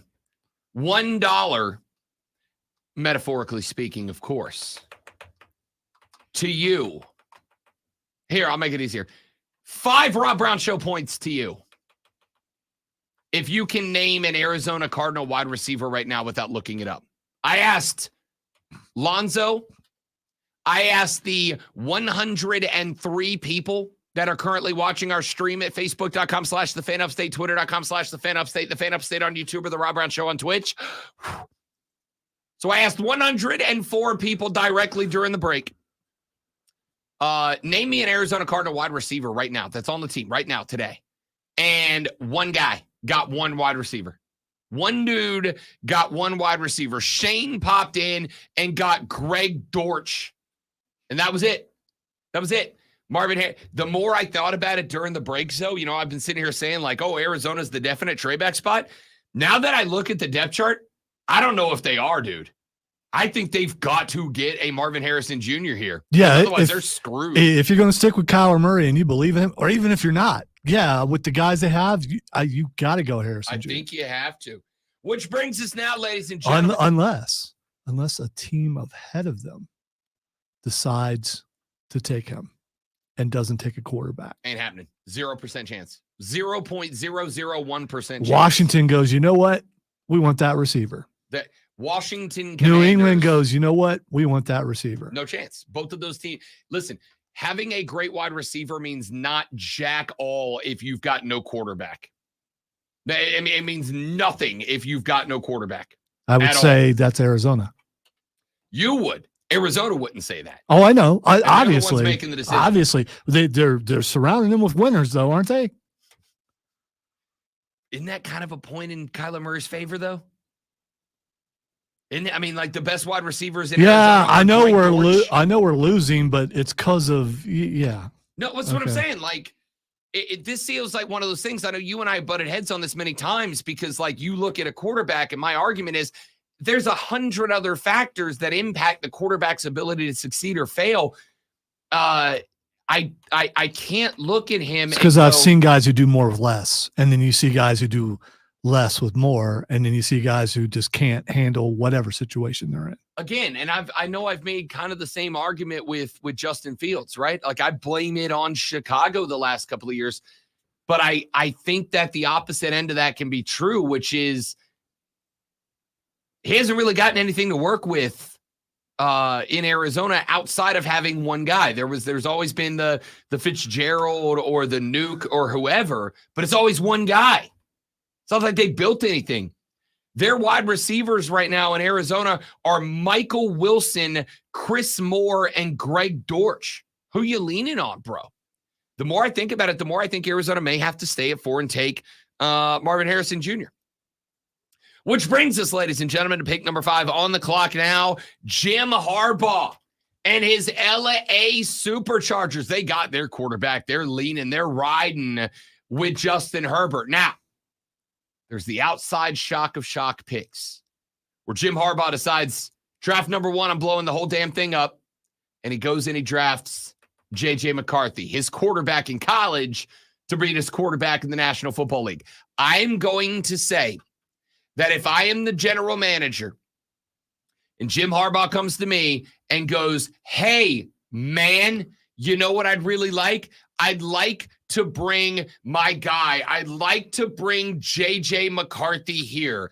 I would look Jim deep in his eyes and I would say, No, God, please, no, no, no, no. By the way, just want to point out, I know we're not talking trades, but why did the Chargers not trade with Arizona to get Marvin Harrison Jr.? Because Marvin Harrison Jr.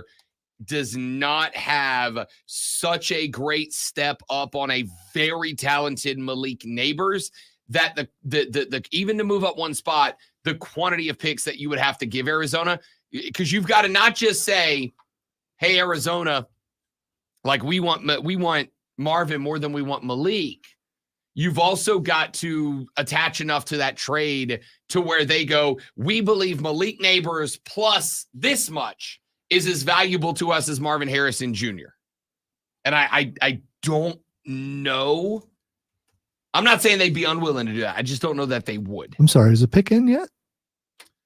Ladies and gentlemen, for the Los Angeles, I almost called them San Diego again. For the Los Angeles Superchargers, the pick is in. With the 5th overall selection in the 2024 Rob Brown Show mock draft, the LA Chargers select Malik Neighbors, wide receiver, LSU. Malik Neighbors, wide receiver, LSU. Snap back to Daniels. Has time. Throws towards the end zone to Neighbors. Made the catch. Is he inbounds? Yes, he is. Touchdown, Fighting Tigers. Blew by the defender. Over the shoulder catch at full speed. Malik Neighbors shined in LSU's high-octane offense last season with over 1,500 yards and 14 touchdowns. He's LSU's all-time leader in receiving yards, a school that's seen its fair share of NFL talent at that position. Neighbors can struggle against press coverage, but he's a dynamic athlete with elite speed alongside great ability after the catch. About as good of a profile as I've heard so far. About as good as you can put together there. There's a lot of things Malik does very, very well. We talked earlier about the inability of the struggle of of Marvin Harrison Jr. into press coverage at the line. We talked a little bit about his inability to break out of that press coverage. Malik Neighbors is the exact opposite. Malik Neighbors burns past guys off the line.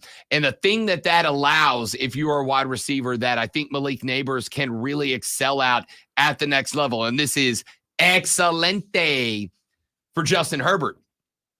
If you can get a guy in press coverage off of you, if you can get them backpedaling because that first step and the break of contact is so good, that's a swim move. Say break coverage. Okay, I thought you were a swim move. dodgeball referee. If you can break that press coverage and you can get a guy on his heels, it opens up the stop or the out route for you that quickly. Because if a guy's in your face playing press and you get a step on him, outside, inside, wherever, you get a step, you break that contact, and you get him playing catch up, one of two things happens. Either A, he's on his heels backpedaling, which means that in the time it takes you to sink the hips, plant the ankle, and turn, he has got to sink the hips, stop the backward momentum, plant the back foot, and then accelerate back to you. This is why somebody who can quickly burn press coverage becomes invaluable. And they're not going to have 1 billion yards at the end of every game, but they will have a lot of catches. You know, you're looking at a wide receiver that have a 3.4, 3.5 yards per game through the air number. There are some things that I worry about here with Malik Neighbors, because I think that his hands, and I'm not talking about catching the ball, I'm talking getting into fights with defensive backs. His hands are excellent. His change of speed is excellent. There are a couple of people, not many. There's a couple of people who think Malik Neighbors will be a better NFL wide receiver than Marvin Harrison Jr. because he's more versatile in what he can do. But there are some concerns. Number one, his routes are not consistent and clean. Marvin Harrison Jr. has consistently clean routes. You know the route he's running, and he's going to run it, and he runs it with precision and accuracy. Marvin Harrison doesn't necessarily do that. He is not a great route runner, not an elite route runner. He does have the speed to make up for that, but at the NFL level, you've got to have a guy. Number two, we talked about Marvin Harrison Jr. One of the things we talked about, his ability to sink the hips and change routes. That is something Malik Neighbors needs to work on as well. He plays high. He plays high. That is a bad habit that is formed by guys who have excelled at wide receiver their whole life. They never really learn how to fundamentally play the position. If you're burning guys, if you're cooking guys in high school and you're cooking guys in college, most coaches, unless they truly care about your development to the next level, and I don't know that Mr. Flyably really does, and I don't see any reason why Malik Neighbors would have changed a damn thing in high school. You don't get taught to sink the hips. You're just so naturally talented. You're cranking out numbers. Coaches get afraid to really dial in your mechanics. Malik Neighbors plays tall. He plays high. When you are cooking everybody, that's fine. but at the next level, it's not. Malik's going to have to get coached up to figure out how to sink the hips because that makes those snap routes more efficient. One of the concerns that I have had is Malik Neighbors looks at and plays to the first line of defense. If you walk a press corner, Malik Neighbors is excellent at getting by corner number one. He does not always pay attention to stack coverage. I'm talking if you have a secondary corner over the top. If you're going man zone on the outside, I'm going to put my best guy on you, and then I'm going to put help over the top. If you play cover three and Malik Neighbors is running a deep route into cover three defense, he does not always look and see both the safety and the mid safety, the strong side safety or whatever safety is on his side, and the over the top safety. He plays to a guy. And he dictates his routes based on a guy. That's going to get you killed at the NFL.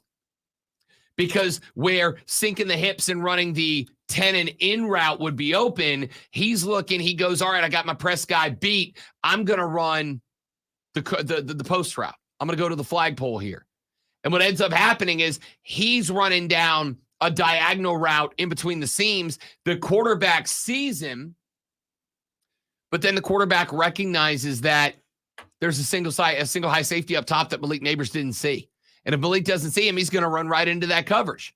Well, if I'm Justin Herbert, I can't throw to him. He has just removed himself as an available target. And now I got to lean on my other targets who right now are Quentin Johnson, Josh Palmer, and Darius Davis. Not great, Bob. Not great. So Malik Neighbors is going to have to get taught the ability to see the field. He's going to have to get taught the ability to look beyond the coverage man that's on you. There's a press guy on you. That's great. You are a top 5 National Football League draft pick, my man. We need you to understand that because you are a top 5 National Football League draft pick, you're not just going to have a guy covering you. There is always going to be somebody else in the backfield that have eyes on you. And I need you to learn how to see that, how to read that, how to diagnose that, and how to respond to that. Because I don't think you ever did at LSU. At LSU, there was never that spot where he really had to worry about it. Somebody asked for a comp yesterday, Monday. I sat in on a pod. And somebody asked me a comp. I said, I don't think you need to go that far. You know who Malik Neighbors is? He is a more physical Justin Jefferson, and he is a faster Ja'Marr Chase. He is a hybrid between Chase and Jefferson, a pair of LSU receivers. I don't think he's necessarily as good at being physical as Ja'Marr Chase. I don't know that he's as fast as Justin Jefferson, but he's more physical than Justin Jefferson, and he's faster than Lamar Chase. He's a hybrid of the two, and I think he will excel there. Texas said, Rob, what about the LA Chargers trading 5 and Herbert to New England at 3 for JJ, and then New England gets Malik? I'm going to tell you right now, I actually don't root against Jim Harbaugh. I don't have an issue with Jim Harbaugh. Wow, if Jim Harbaugh brings JJ McCarthy to LA with a top 10 pick, I will be out immediately. Immediately. Jim Harbaugh at that point has tanked this team before he puts on the headset for the first time. Unless he takes J.J. McCarthy and they, win that division and make a run and shock the hell out of us. But I can promise you as a gambler, I'm not putting a red cent on that. Talking about gamble, what a gamble that would be. Yep. I don't know. I don't have the numbers in front of me. I don't remember the history, but I don't believe he has gone after his former players when he's been in. So he was at Stanford, and then he went to the NFL. Yep. Did he draft a bunch of Stanford guys? I don't recall that happening. He had a couple, but I don't think it was anything that was from the norm. It was lower tier guys. It's not you're not going to. It wasn't going to get J.J. McCarthy with the top 10 pick. Yeah, obviously I don't like where he coached, but he does live in an RV, which I still think is amazing. He's not going to do that. No, he ain't going to do that. Here is, and I hope that wasn't a Michigan texter. That was. Come on, You can't love the team that much that you don't see that guy is probably not. Well, maybe you do. All right, here's where you stand so far with the Rob Brown Show mock draft. We are going 16 picks today, 16 picks tomorrow. The Bears take Caleb Williams first overall. Jaden Daniels goes to the Commanders in pick 2. Drake May ends up a Patriot after pick number 3. Marvin Harrison Jr. begins the wide receiver run at pick 4 to Arizona. Malik Neighbors off the board at number 5. In the next hour of the show, we are just making picks. We're going with the New York Football Giants at number 6. I know somewhere right now, Chris Lewis is biting his fingernails. We'll tell you where they go next. I am Rob Brown, and reading this Sports Flash and doing it in a way that I need you to make sure your belt is up tight because it might knock your pants off is the great one, Lonzo.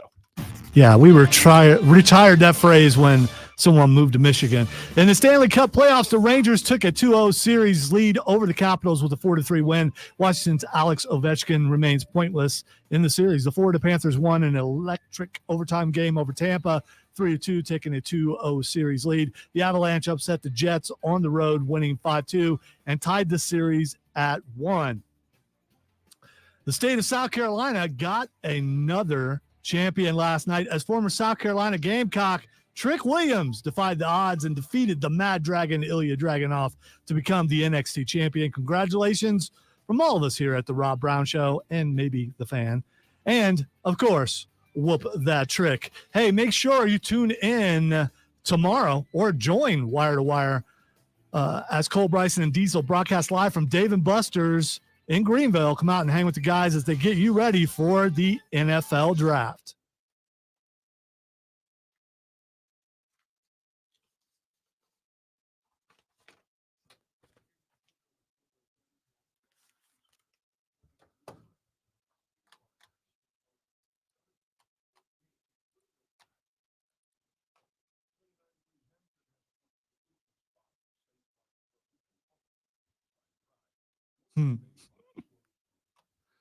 It's hot in here, Kagan. You know that, when you're in a place or you're outside and it's hot, you're like on the edge of needing to sweat, but you're not quite sweating. It's stagnant. That's what it is. It's very stagnant in here.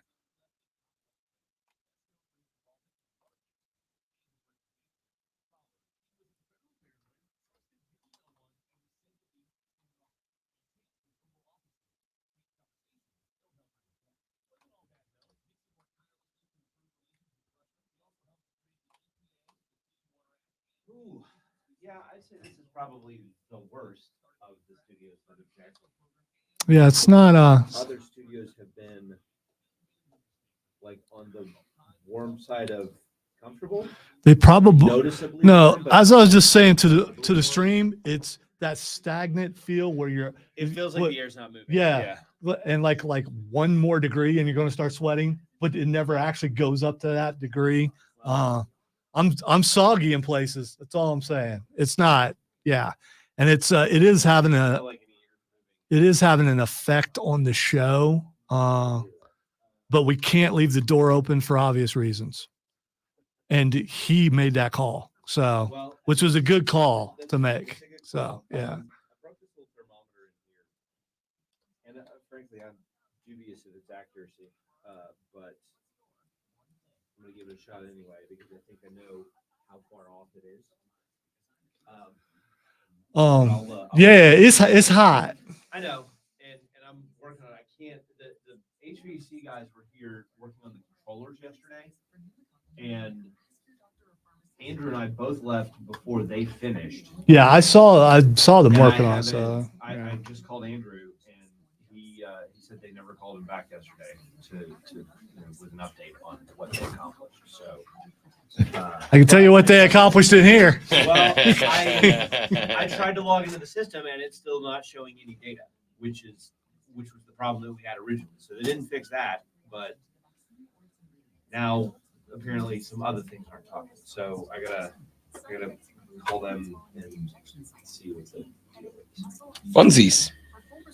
Good luck, gentlemen. Grazie. If you need to start disrobing, it'll be an interesting day on the stream. I haven't ruled it out yet. See those numbers jump. Yes, sir. I checked the FBC studio. And The OnlyFans of sports. About 2 degrees away from Tom taking his shirt off. I was like, Don't worry, we'll get there. That's not unusual in there, though. I mean,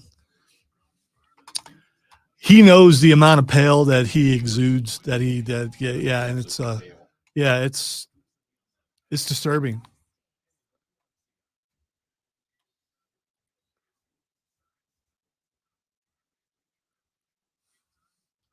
Welcome to Torture Tuesday for all of us on Wednesday.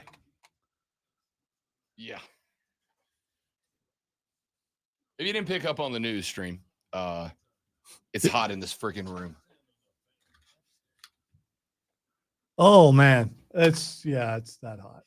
Hold on, I got it.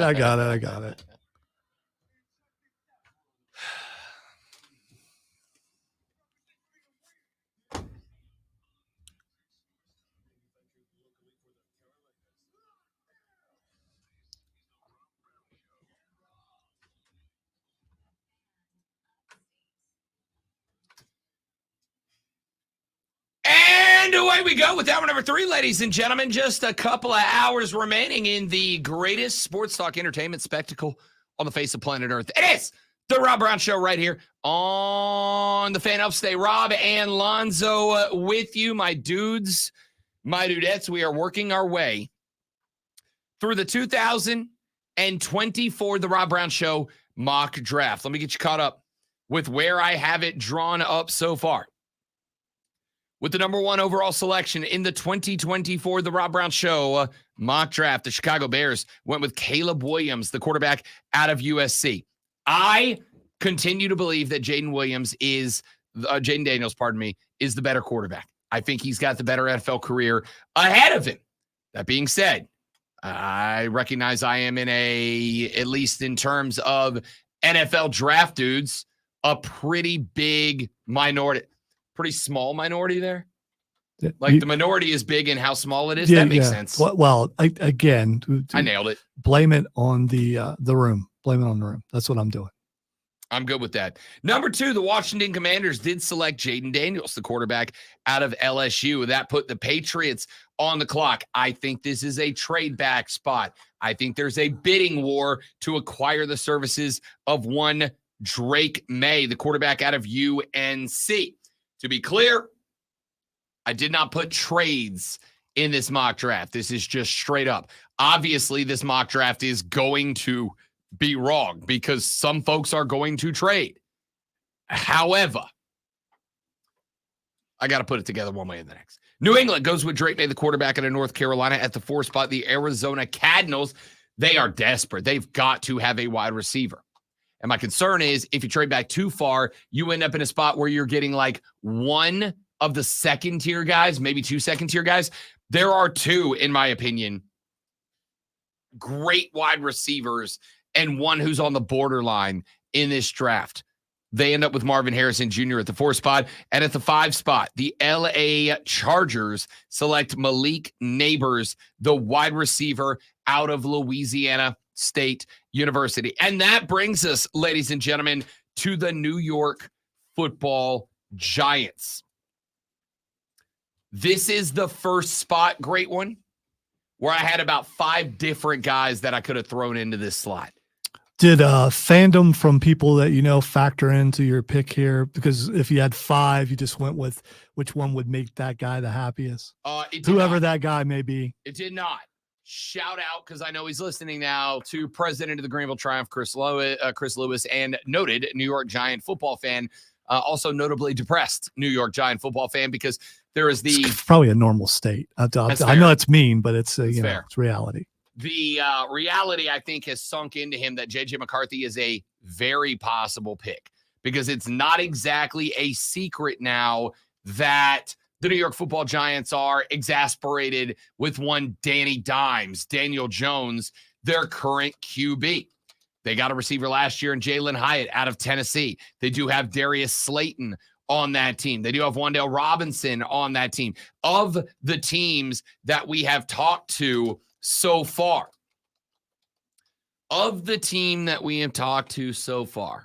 this is the best wide receiver group of any of the quarterback situations we've discussed, with the exception of Chicago. who is DJ Moore and Keenan Allen up front. I think Jalen Hyatt has got it in him to be a stud. Darius Slayton as your Y is pretty good. Wan'Dale Robinson as your Z is pretty good. So I went back and forth. I am going to say this is too high for a running back. And I do think the Giants, after the loss of Saquon Barkley, need to be looking at a running back. Ladies and gentlemen, much to the chagrin of one Chris Lewis, for the New York Football Giants, the pick is in. With the 6th overall selection in the 2024 The Rob Brown Show mock draft, the New York Football Giants select I'm just kidding, Rome Odunze. Rome Odunze, wide receiver, Washington. Snap to Penix, helmet high. He's going to throw it toward the end zone for Odunze. He holds on while being draped by a duck, and he flexes those muscles. That's a Biletnikoff winner right there. Rome Odunze, a taker, and the Dogs have a 28-18 lead on Oregon. Odunze had an outstanding final season at Washington, helping lead the Huskies to the national championship. He racked up over 1,600 yards and 13 touchdowns, with over 100 yards receiving in 10 of 15 games. Odunze can win contested catches and is a tough runner in the open field. He's a phenomenal weapon and should immediately be a difference maker in the NFL. Chris hasn't texted me like a middle finger emoji yet, so I'm assuming we're good. He said it's not even the real draft, and I got nauseous in your buildup. I think you're pairing. I just want you to know he got me too with that because he got me. I want you to know, Chris Lewis and everybody else. It was between, and by the way, I am shifting because I had heard it, Odunze, and now that I hear that the Washington Huskies radio team went with Odunze, it's Rome Odunze. That's what we're doing. Sorry, I recorded that and I should have let you know. No, that's all good. Rome Odunze is the pick here. Now, again, to the chagrin, I would be 0% shocked if they do go JJ McCarthy. Hey, look who they're showing on the screen right now. Yeah, old JJ McCarthy. I would be 0% shocked if New York goes with JJ McCarthy. In fact, it almost feels like the most Giantsy thing to do here would be to go with JJ McCarthy and feel like, because New York is all about contention, huh? It's all about attitude. It's all about competition. It's all about showing that guy that I'm better than you are. All right. Did you ever believe that this is a possibility? And will you be shocked if they actually went JJ McCarthy? Because I would be shocked if they did that. I would not be shocked. And I would not be shocked because, once again, what's the most valuable position for an NFL team right now? Is he better than who they have right now? It doesn't matter. It is about driving the competition. The answer is, though, as you and I have said many times, the answer is, I don't know. He has not played a snap of NFL football. Now, it is obviously different than if you go, could Rob Brown be better than Danny? No, but I'm not a national championship winning college football quarterback. In terms of guys that are actually in that world, there's no way for us to know if JJ McCarthy definitely is or definitely is not better. There are guys that I'll say JJ McCarthy is not better than Patrick Mahomes. He is not better than Lamar Jackson. He is not better than Josh Allen. He is not better than etc. Is he better than Danny Dimes? I don't know. I look at JJ McCarthy as a guy that the New York Football Giants would bring in primarily to see if competition elevated the game of Danny Dimes. And if not, if Danny Dimes can't outperform JJ McCarthy, then you rotate to JJ McCarthy and you hope you got it right. But I absolutely do think that a good chunk of the leadership for the New York Football Giants is hanging their hat on whether or not the next guy's the right guy, whether it's Danny Dimes or JJ McCarthy or somebody else. And as I said earlier, I think sometimes politics comes into play here. if you are Dave Gettleman and you know that another couple of years of failures, the Cowboys have gotten good. The Eagles have won a Super Bowl. Hell, the Commanders over-under win total jumped up to like 7.5, and the popular bet is the over right now. You're about to get passed by the Washington Commanders. Bumps. That's bad. So if quarterback's the most important position on the football field, you're not only adding a second one who is coming off of a national championship season in college football, but you're adding a second one to try to push the last one. Joey B just showed up in the chat and got exactly where I was about to go. He said the last time the Giants reached on a quarterback in the first round, they got Danny Dimes. Insanity is doing the same thing over and over, expecting different results. I agree entirely. So the philosophy with this pick, I'm not saying I agree with it or it's the right call. I don't, and it's not. The belief is you would bring in J.J. McCarthy effectively as a threat to Danny. Effectively as a threat to Daniel Jones. Is that what you want to do with that high of a pick, though? It's New York, dude. It's what they do. Because, again, it being the most important position, it's a roll of the dice. Now, to me, the right way to handle it, and the way I think they do handle it, is you go get Rome Odunze. You go get the young man out of Washington.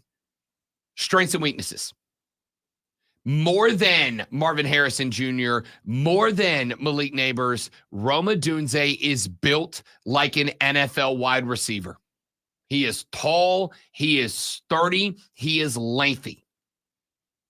He does not have blazing speed. But as I pointed out, neither does Marvin Harrison Jr. They've got very good speed. It is not elite speed. It's not 4.3 speed. It's 4.41 speed. It's 4.39 speed. It's more than good enough. But that's not what makes them so good. Rome Odunze has separation ability like Malik Neighbors. He also has the ability to go get the ball like Marvin Harrison Jr. This dude is a physical wide receiver, and he loves a jump ball. He might be the best jump ball catcher in this class. No, you know what? He is the best jump ball catcher in the NFL draft. He's the best jump ball catcher in this game. And if I'm throwing Danny Dimes into the red zone, I want to give him that target. He separates well. He is strong. He has great handwork off the line, and he goes up and gets the ball. So what are the weaknesses? Here's a couple. He's not excellent with the double move.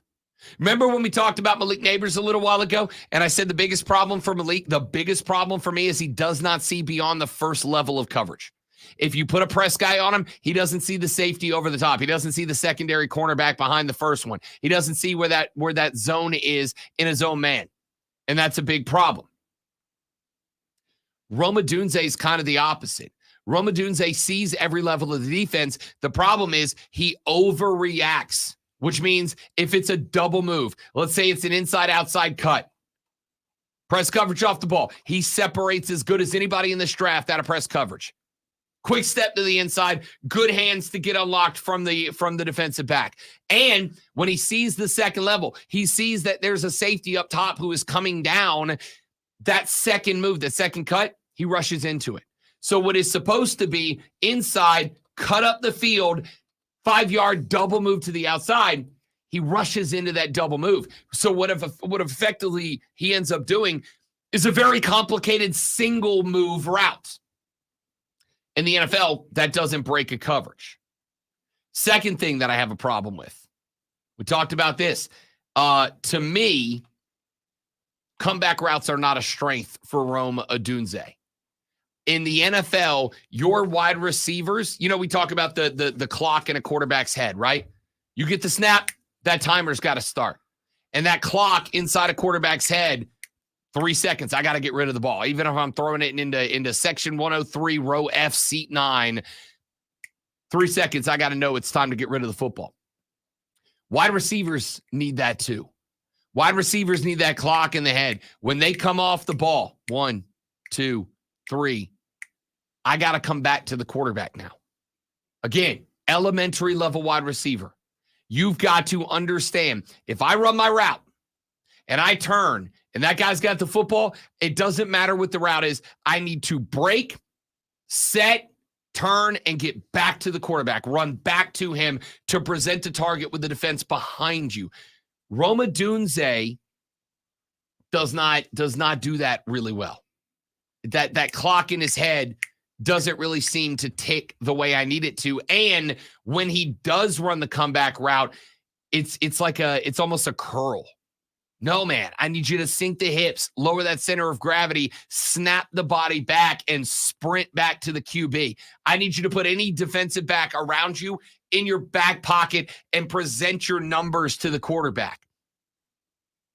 He doesn't really do that. It's almost a curl. It's almost like, all right, I'll come back. That's a bit of a problem for me. The second thing that I am concerned with, Rome Odunze, as we mentioned a minute ago, excellent jump ball guy. Excellent jump ball guy. Problem is, what happens when you're really good at one element of a game? You make it your game. You can't just be good at one thing. Yeah, unless you're a DH in baseball, you can't make just that one thing. In fact, even that, if you're a DH in baseball, you've got to be able to run the bases.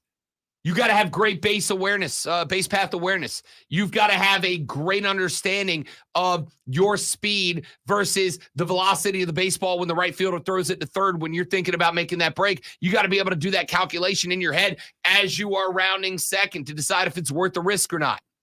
You can't be great at one thing. And I think Rome Odunze is so good at elevating and high pointing the football that it is taken away from his route running a little bit. Hey, man, I'm on single man coverage on the outside. It doesn't matter if I run a precise route. He just got to throw it up and I'll go get it. Yeah, not at the next level, bud. Not at the next level. And the last thing that concerns me, not a great run blocker. Not a guy that I trust on the outside to set an edge. Not a guy I trust on the outside to prevent his cornerback from rushing into the backfield and knocking down any sort of sweep that I want to run in that direction. Rome Odunze is off the board now, selected in the 6th spot by the New York Giants. Do not be shocked if J.J. McCarthy comes off the board at this spot. And if he does, do any of you know a good therapist for my friendly Giants fans in the area? When we come back, the Tennessee Titans are on the clock as we run through the first half of the Rob Brown Show mock draft right here on the Rob Brown Show and the OnlyFans Upstate. That's a joke. Prize Picks. All right, guys, quick live read, and then we're coming back. Y'all stay right there. We will BRB.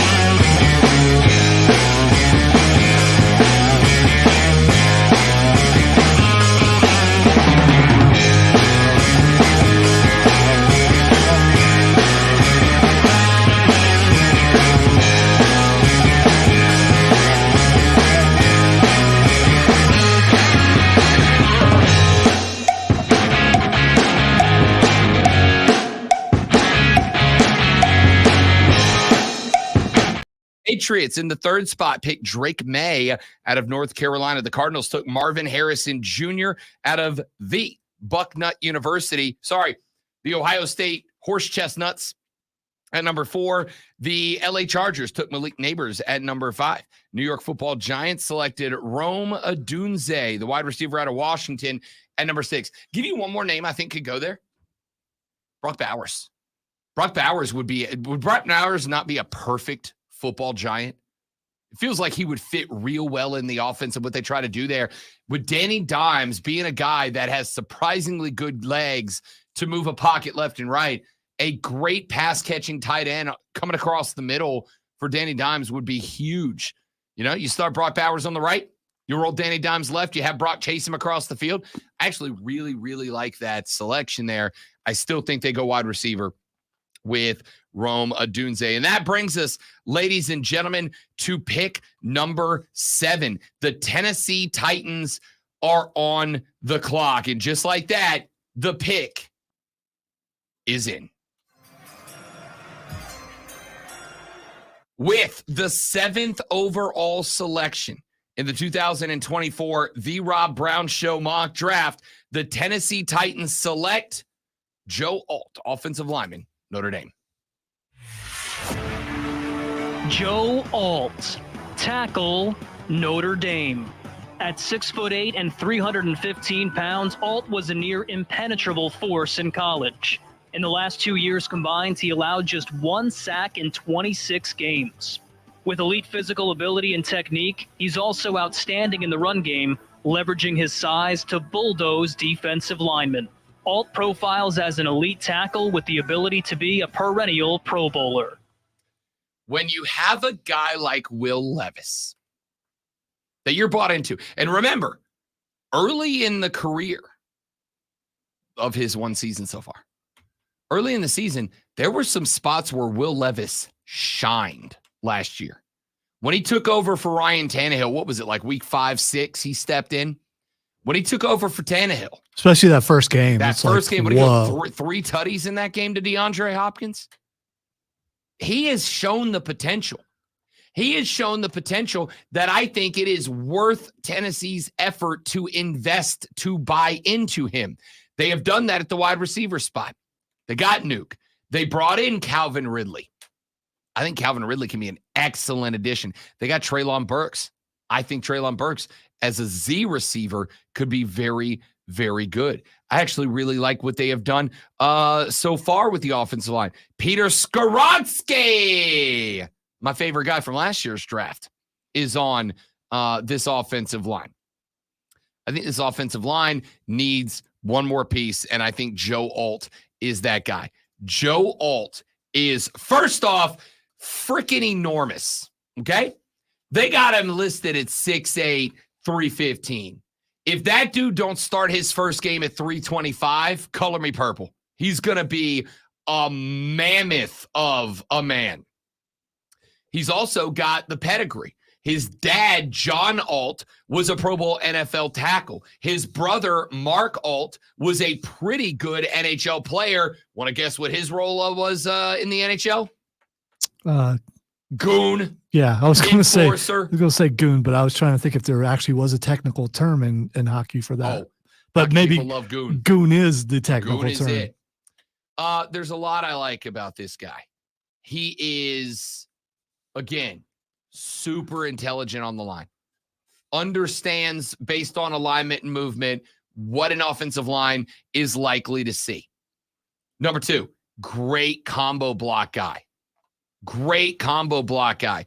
And when you are looking at trying to keep Tony Pollard, your new running back, because they are investing in Will Levis and all around him, when you're trying to keep Tony Pollard in a flow, having a combo blocking guard or tackle, and he's going to be a tackle at 6'8", there's no way he's not a tackle, is big. What a combo block means is this.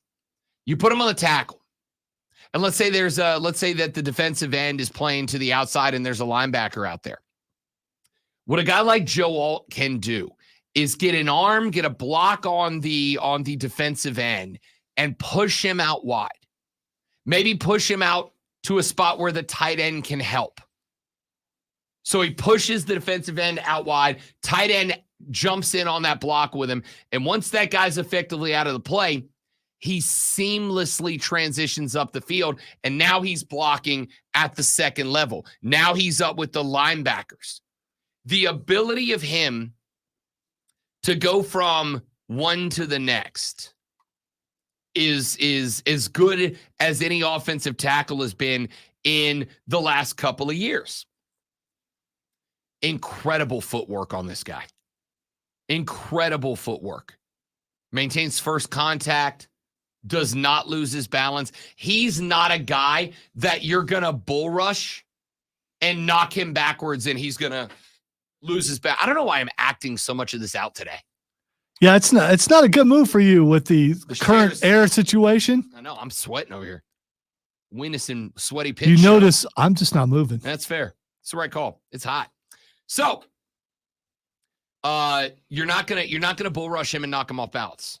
My man goes 6'8", 315, but he plays with a low center of gravity and excellent footwork. So, what is the issue for Joe Alt? Because I got to give you the weaknesses for everybody here, and there are a few. Number 1, we talked about combo block. That means aggressive block. Almost too aggressive out of the gate. Big forward lean when he is trying to block downfield. Now, You're not going to get into Joe Alt knocking backwards. I'll tell you what I do think will be a weakness, getting pulled forwards. He shoots out into a defensive end, and that defensive end is aware. If he can get that hand up over and he puts it on the back of that shoulder pad, he's knocking Joe Alt to the ground face first. Or if he's really getting into like a good defensive tackle, if he's blocking down and in, that tackle gets his hands inside of Joe Alt into the shoulder pad. He's steering Joe Alt now because Joe Alt plays forward. He plays with that forward lean, and that's a problem. Second thing, Lonzo was an offensive lineman. I don't know about your coach, but mine, when I was playing tight end and we were learning blocking, great one. My tight ends coach, Don Arthur, would take film and he would put it on the big board, and he would literally take like a protractor and he would show you the angle you were bending at the waist. Do not bend at the waist. You do not block at your waist. Yeah, we couldn't afford protractors, so not. They're like a cent. In your day, they were probably less than a cent. Yeah, wow. You buy 5 for a cent. Think about it. Also, it may have been they would make good projectiles. And you got to worry about your teachers. Yeah, it's like throwing stars. You don't want any of that in there. You don't need your geometry teacher out here going ninja gaiden on his third period class. Although if he does, and you learn how to block and avoid, it probably would help you on the football field. A lot of waistband, not a lot of waistband, too much waistband out of Joe Alt, and that concerns me a little bit. When you are 6'8", waistband creates a problem. The reason that when you block, if you ever watch a video of a good offensive line, when they do that kick move or the out the gate move, they present numbers. Why do they present numbers? Because you need your chest over your feet. If you are too far forward or too far backwards, how many times have we talked about center of gravity today? Your center of gravity isn't over your feet. I can move you. I could move a 6'8", 315-pound man if I can get him leaned forward or leaned back, because at that point, you lose to physics 100% of the time. If you bend at the waist, you are not only taking the power away from your legs, you're moving your center of gravity out past over your feet. And if your center of gravity is not over your feet, you're movable. I don't care how big you are. That's going to end up being the biggest problem. When he kicks back into pass coverage, he's pretty good about this.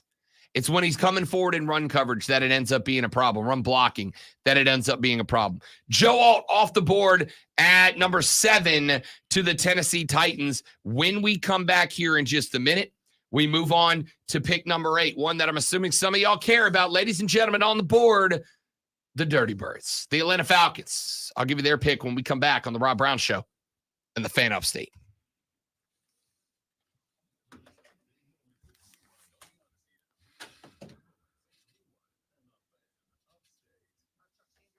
I need one of those like Southern old lady fans. That's what I was doing earlier. Yeah. When I was doing that. You got to do it in a way where you can also go like this.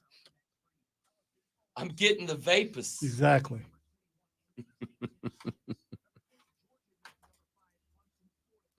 I know it sounds like we're whining, but engineering was just in here with a thermometer and it's 80. Just so we're clear. And the people who work outside, I've had to do that before. You guys are amazing, but we're pampered and we deserve better. Just so we're that's really clear. what it comes down to. Do you know why it sounds like I'm whining? Because I Yeah, am. yeah. There's a All right. That's why. there's a certain degree of whining. I'm not blaming anybody in the building. No, it's So, nobody's yeah, fault, yeah. but it's not going to stop me from whining. Yeah. Right. It's like traffic. It's not anybody's indirect fault, but I am going to whine about it. I've been in worse heat where I saw some of the most disturbing things I've ever seen when people did start taking their shirts off. People who shouldn't even take their shirts off at home. It's We're taking their getting shirts hot off, in yeah. here. Yeah, that's the main thing, Shane. The air is not moving at all. It's very stagnant, and that's oppressive. I know it's just it's hard to achieve an energy level. And, It's oppressive. Those people in North Korea have no idea what we're going through right now. you don't think stagnant air is oppressive? No, it sucks. Yeah.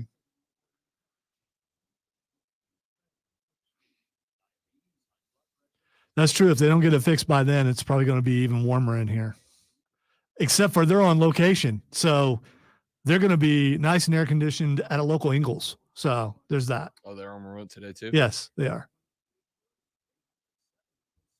Tarps off final hour. If Rob does it, I Tarps will. off, boys. I take my shirt off. I'm just going to look fuzzy. Tarps off for Tyler. By the way, I really thought that game last week was going to be Tyler's goal, but then I remember that he told me next home game is the game for a goal. I said, "You're getting the Rob Brown bump. When are you putting that one in the back of the net?" And he said, "I think next home game is a good time for it." So I'm going to go ahead and go, Joey B and the rest of you Triumph fans in the stream, go ahead and get those sit-ups in now because Tyler Pollock's putting one in the back of the strings on Saturday. And by the way, as far as pants off, that's already going on. I mean, you guys can't see below the waist, so. Unfortunately for you.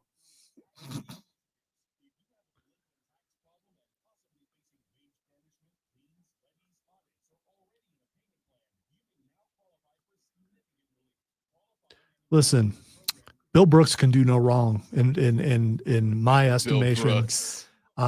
Every time he says jam cam, it just makes me so happy. I don't know why. It just does.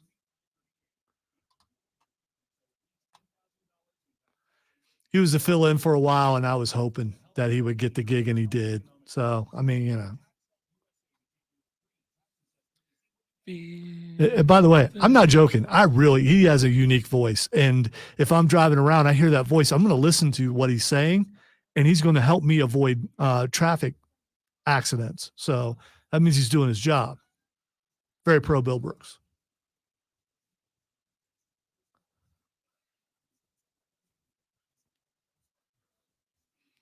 Let's try and open a window.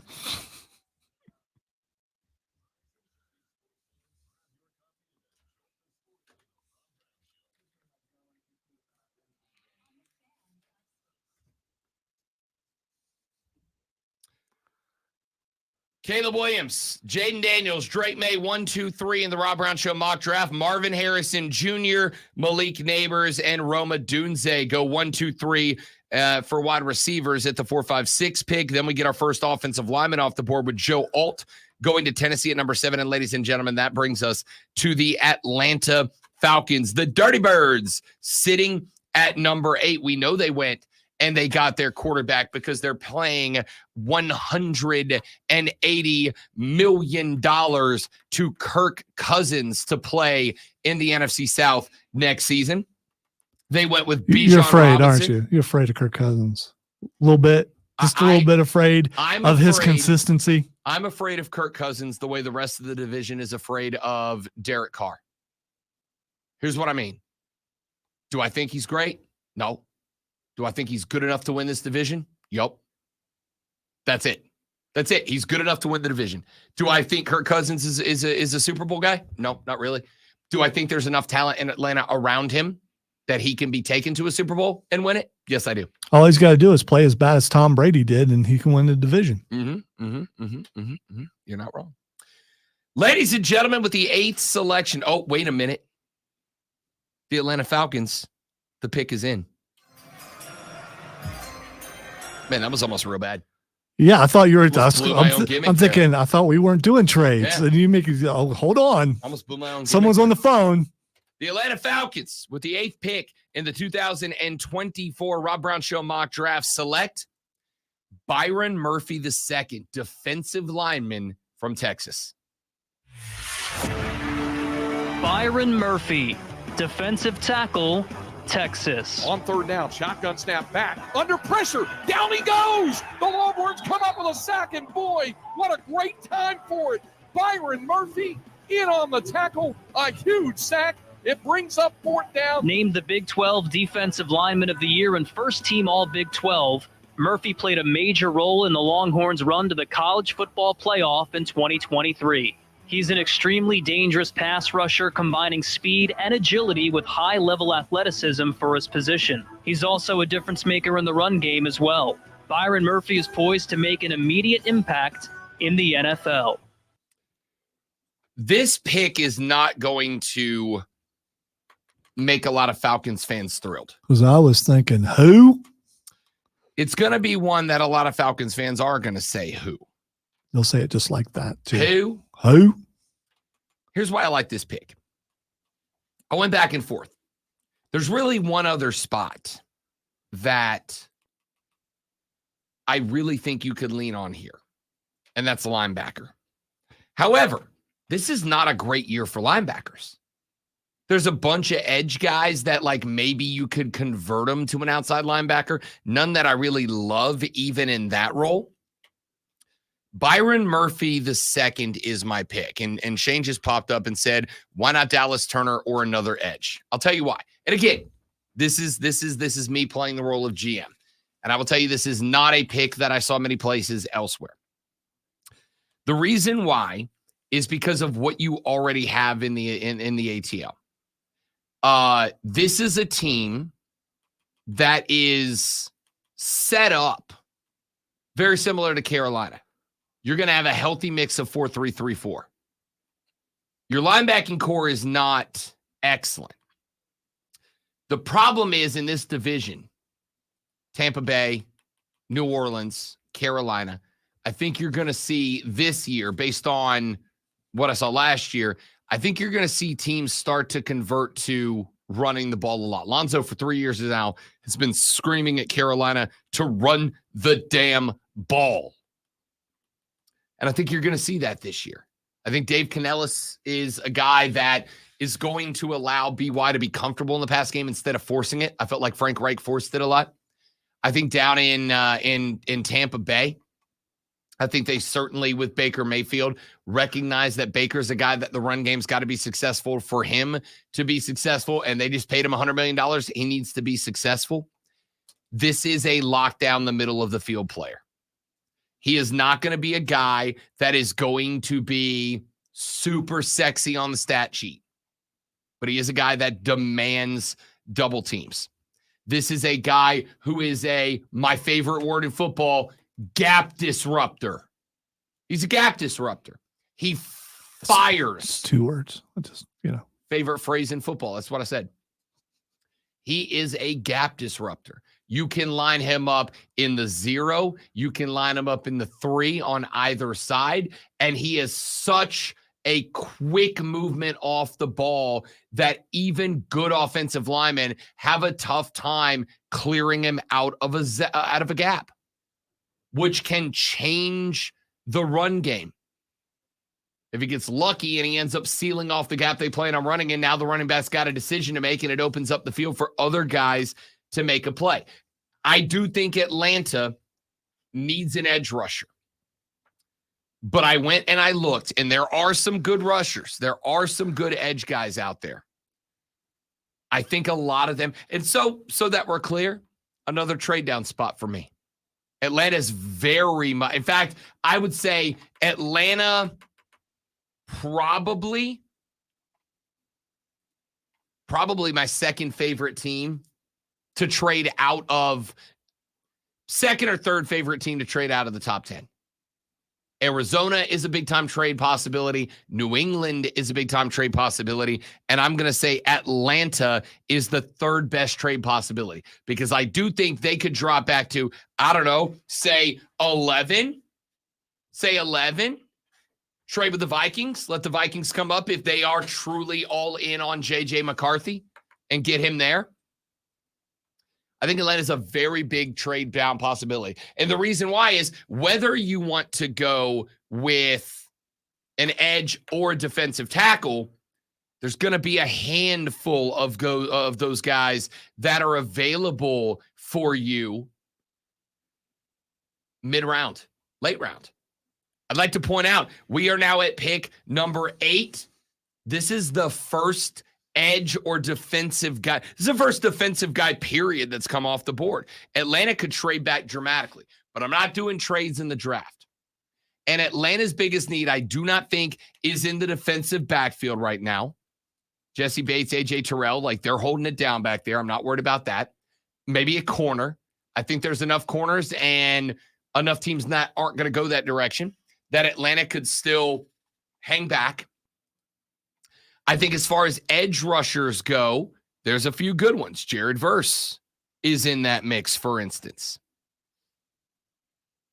I think I'm looking around at Atlanta, and I think they've got to build their defense inside out. Their run stop was not good last year. Hasn't been good the last few years.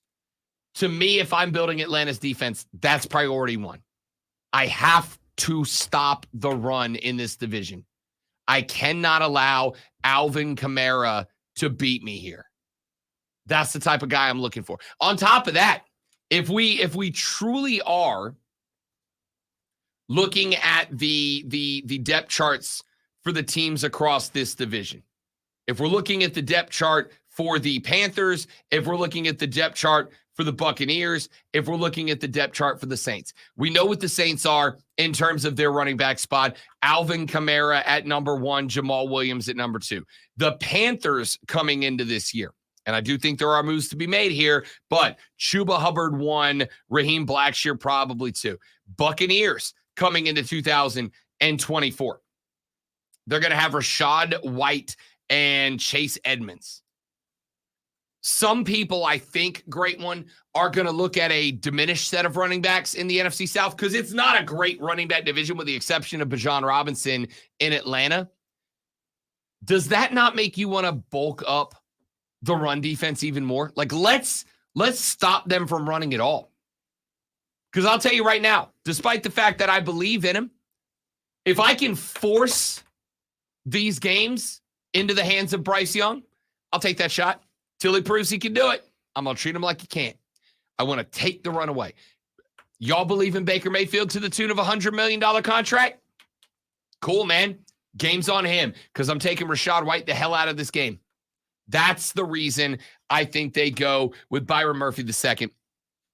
Tell you what, let's get one more pick in here because we're going to have to run through the back half of the back half of the first half of the first round. Let us move on to pick number 9. The Chicago Bears are back on the clock at number 9. And ladies and gentlemen, the pick is in.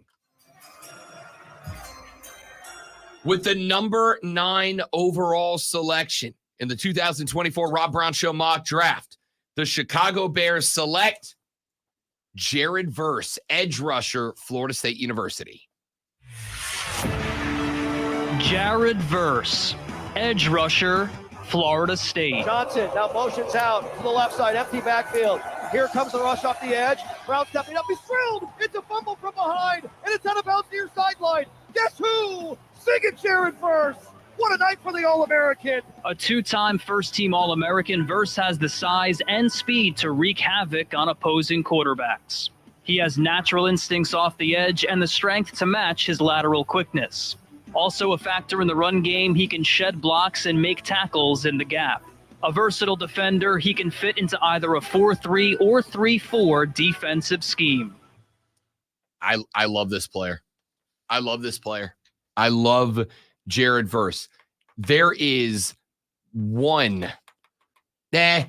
2 true critiques that I have about Jared Verse. The first is he ain't exactly the size you're looking for. He goes 6'4", 254. Just to put that in comparison, I go 6'3", 245.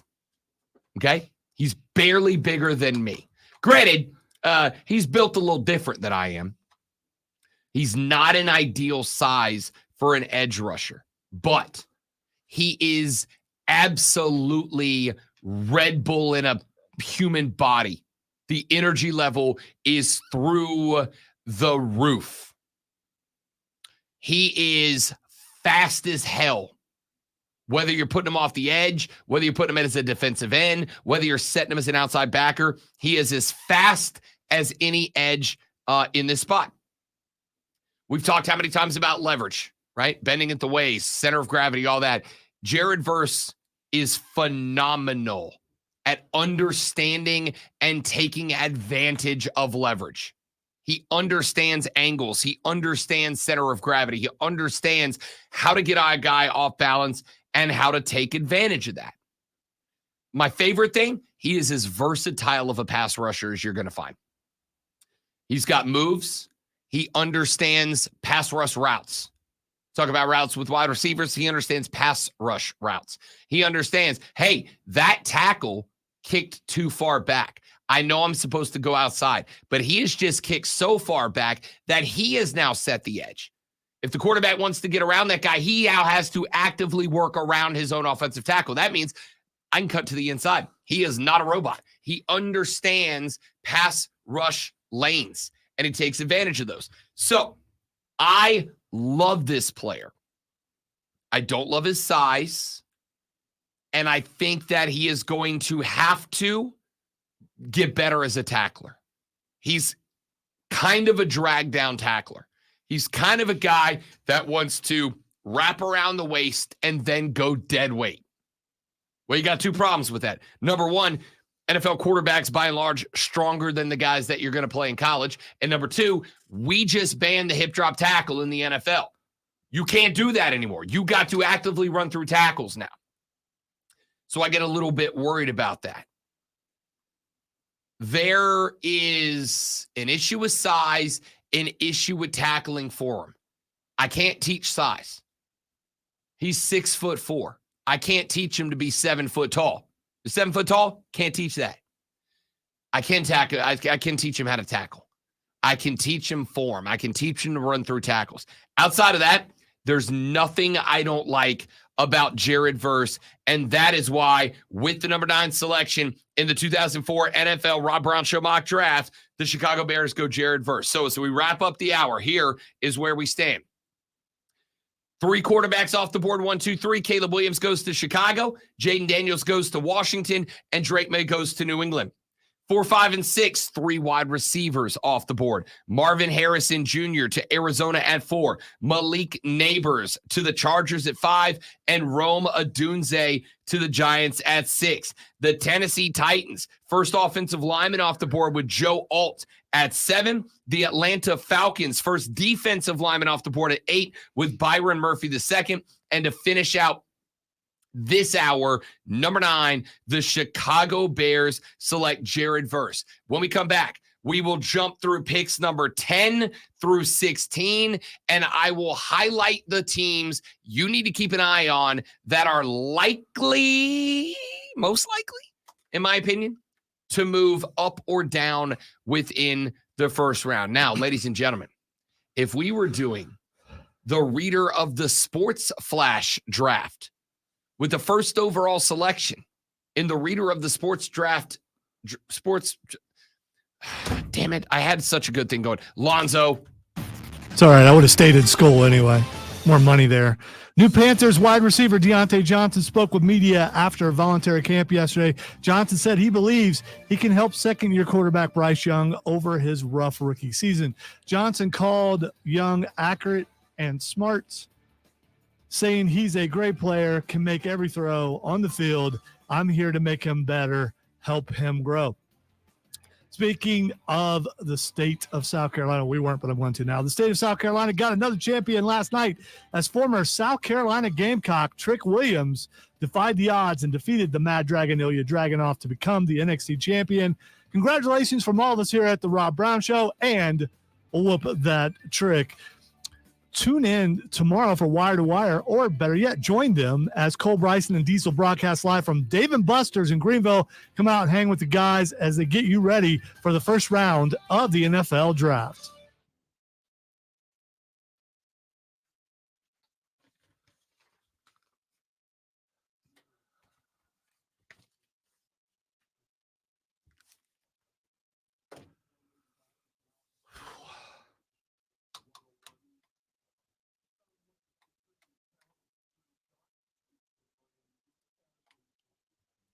Loops are running good, says Bill.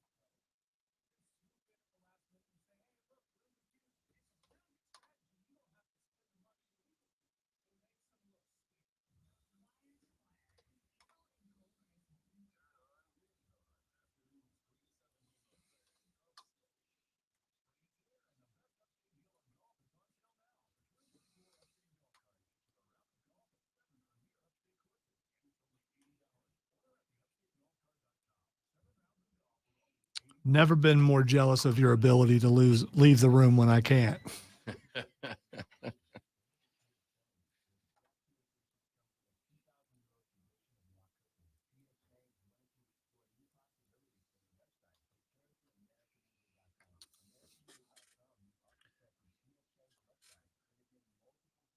One hour left to go. It will be the hottest hour for us Yes, it because will. it's progressively getting hot. It's getting hotter. It's getting hotter in here. It's getting in hotter in here. Everly Owl. What do you think of that color of that convertible out there? The gold one? Yeah. I actually would drive that. Yeah. It's very Grand Theft Auto. I was thinking video game. Yeah, it's very Grand yeah. Theft Auto. There is a gold BMW convertible outside. It is very video game.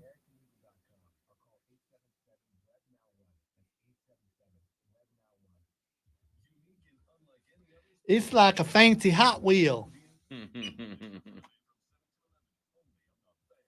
Were you a Hot Wheels guy? I absolutely was. See, I was not. I think part of it is we couldn't. Yeah, I know. I know I hit it way too much, but we just did have some generic cars. Yeah. Just those pay $1 and get like and they're Matchbox? no, these weren't Matchbox. The wheels would fall off and everything. They looked okay. I didn't think they were die cast.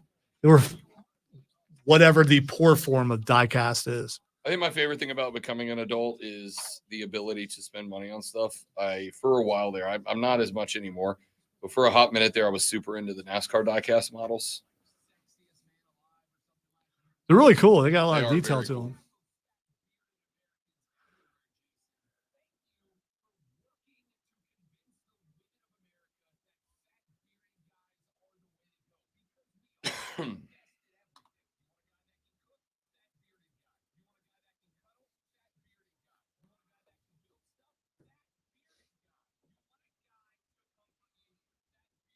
So my favorite when the choir comes in. It's so perfect. On the list of great promos that you have made, that is probably at the top, to be honest with you.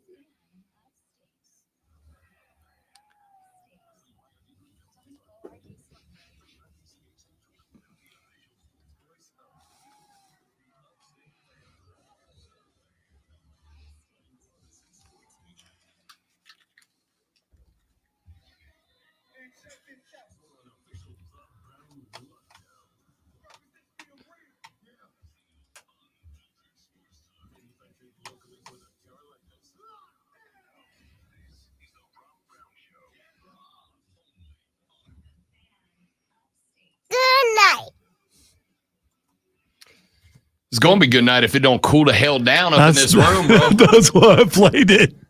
It's gonna be a real quick good. I'm gonna tell you right now.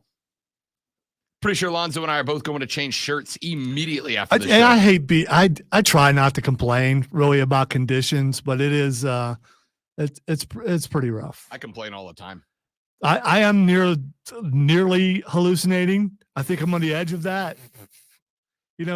When you go Native dramatic, American but I like it. hot box. A little dramatic, but I I was like it. invited to go into one of those one time, and I was like, yeah, no. I feel like if I'm doing it like I know I'm going to do it, health reasons, trying to sweat it all out, like I'm good with that. I did not come here to try to dial in on the two-time South Carolina Broadcasters Association Sports Talk Radio Show of the Year while also trying to maintain my sanity because I got sweaty pits. I ain't trying to live that life. And of course, today I went with the tank top undershirt. Yeah, it was a bad move. When it shows, it's gonna show. And no, James, we're not going to go full Karen. I'm limiting my movements, but we're going to have that problem when certain parts of your anatomy have heated up too much, and then you go into a cooler room, and then it starts to cool down, and it's just the office is going to be stanky today. Yeah. That's all I'm saying. Listen, I don't want to complain because it is nobody's fault. This happens. It's getting hot outside. Air conditioners around the upstate are about to begin the worst time of year for them. It's nobody's fault. But as I pointed out to a friend of mine yesterday, just because some people have it worse doesn't mean you're not allowed to complain. You know who doesn't have it worse? Apparently the music side. I'm not saying conspiracy, but apparently the music side the air is working just fine. All right. It is what it is. Ladies and gentlemen, we continue with the 2024 Rob Brown Show mock draft. Chicago takes Caleb Williams, number 1, Jaden Daniels to Washington, 2, and Drake May to New England at 3. QBs coming off the board 1, 2, 3. Wide receivers coming off the board 4, 5, 6, with Arizona taking Marvin Harrison Jr., Malik Neighbors going to LA to play for the Chargers, and Roma Dunze going to New York for the Giants. At the 7 spot, the first offensive lineman off the board is Joe Alt from Notre Dame. A bit of a surprise pick.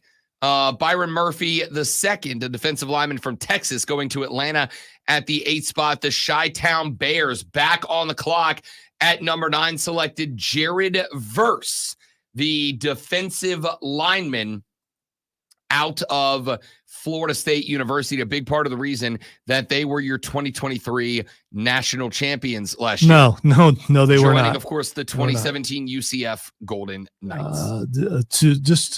To be accurate, they didn't make the playoff. They won with an undefeated season, the national championship. They won the ACC, which does not make you a winner of the national championship. Undefeated. Nobody beat him. That's all I'm saying. Nobody beat him. All right. I want to get to the next one. At number 10, the New York Football Jets are on the clock. This is a big-time trade down possibility for New York. There's 2 ways the Jets go here. Either way, it's to help Aaron Rodgers. They're either going to go skill position or they're going to go offensive line. Because of the fact that they can do that, either wide receiver or offensive line. And because of the classes of both here, and because of the run on QBs and wide receivers in the top 10, I think there's a ton of value here for the New York Jets to trade back. And I got a list of teams later on that I think could possibly move up into this top 10 slot. I think the Jets are a big-time trade back possibility. However, I am not yet ready to say that they will. And because we're not doing trades in this mock draft, at number 10, the pick is in. With the 10th overall selection in the 2024 Rob Brown Show mock draft, the New York Jets select Olu Fashanu, the offensive lineman out of Penn State University. Olu Fashanu, tackle, Penn State. Initially a basketball player in high school, Fashanu transitioned to football and became a dominant force on the Nittany Lions offensive line. An elite athlete for his size, he attributes his quickness and burst with his time on the basketball court. He can also bench press 450 pounds and squat 605. He was a force at Penn State and should be a consistent starter as a pro. I don't love this pick. And I don't love this pick because I think Olu Fashanu has gotten to where he's gotten because he is a Hulk. He's a man. Not only is he a big fella going 6'6", 312, he's going to open up in the NFL probably playing about 325, 330. He's a big son of a biscuit, all right? And he's insanely strong. You're not going to find even a lot of D linemen at the NFL level that are going to run past an extended arm of a guy who benches 6,000 pounds like Olu Fashanu does. I'll tell you why I don't love the pick, because I think you need offensive linemen for Aaron Rodgers that are mobile. I think you need offensive linemen who excel when the pocket is being moved. And I'm not talking about defensive edge fires off and you got a lineman who can kick. I'm talking about when the coverage is moved, when you're moving the play to the right side, the offensive line breaks to the right. Aaron Rodgers wants to roll left and throw moving to his left. I need the offensive line to move to the left. Olu Fashanu does not have incredible lateral skills. And once he gets moving laterally, it creates problems for him for a couple of different reasons. The first is he locks on to blocks as well as anybody in this draft, and that is obviously a big deal. But his movement leads to a forward lean. Once again, I know at this point you're probably getting bored as hell of me talking about the body positioning of players, but it is a massive deal, especially for offensive line. Second thing I have an issue with, because I think he knows that lateral movement is a bit of a weakness. One of the things that I saw in this guy's tape the last couple of days is that he tends to overshoot when he's moving.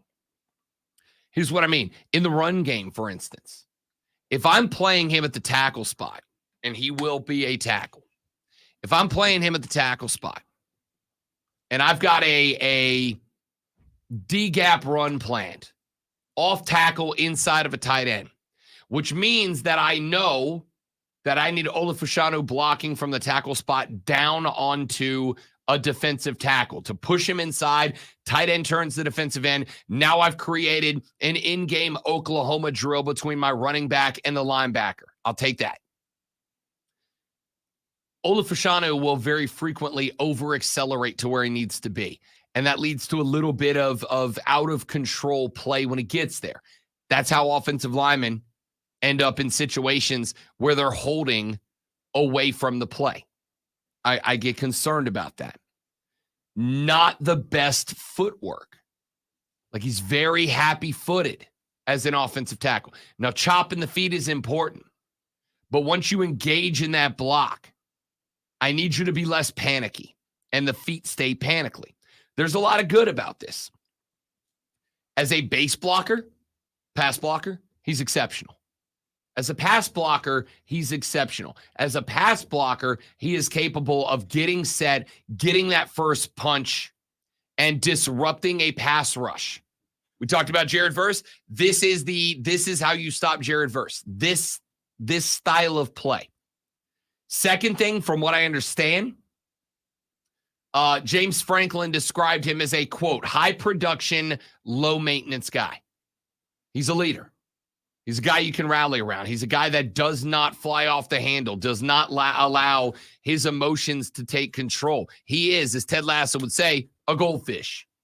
He's going to learn. He's going to make a mistake. He's going to forget it, move on to the next one. Great base blocker, real good power, a lot of strength in this cat. But if you can get him moving, if you can create a world where he's got to move left and right, where he's got to block laterally left and right, that's where you end up having an issue with him. So we're going Olu Fashanu to the New York Jets with the 10 spot. And that brings us, ladies and gentlemen, to selection number 11. And for the Minnesota Vikings, the pick is in. With the 11th overall selection in the 2024 Rob Brown Show NFL Mock Draft, the Minnesota Vikings, who will trade up. I think this is the only team that I'm comfortable saying they will trade up. They will not be picking here. But if they are, and if they do, with the 11th overall selection in the 2024 Rob Brown Show NFL Mock Draft, the Minnesota Vikings select Michael Penix Jr., quarterback, Washington.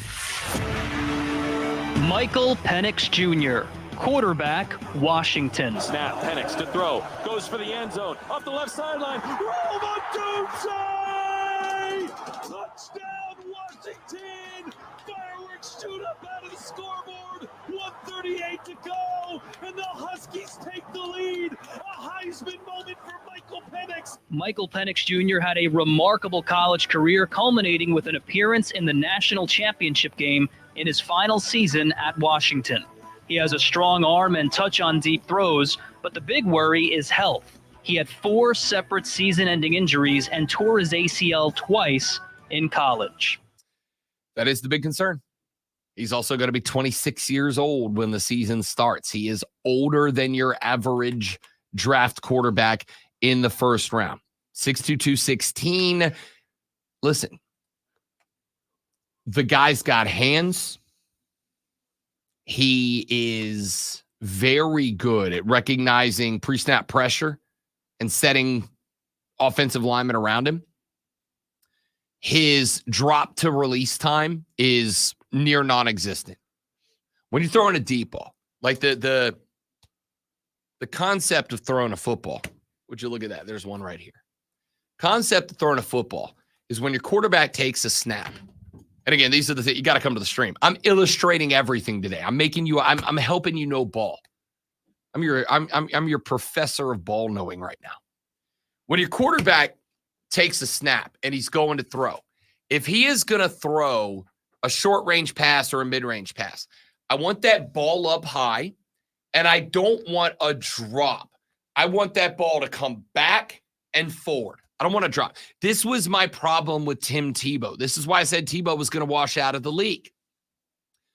Because his entire career, when Tebow took a snap, the ball dropped all the way down to his hip.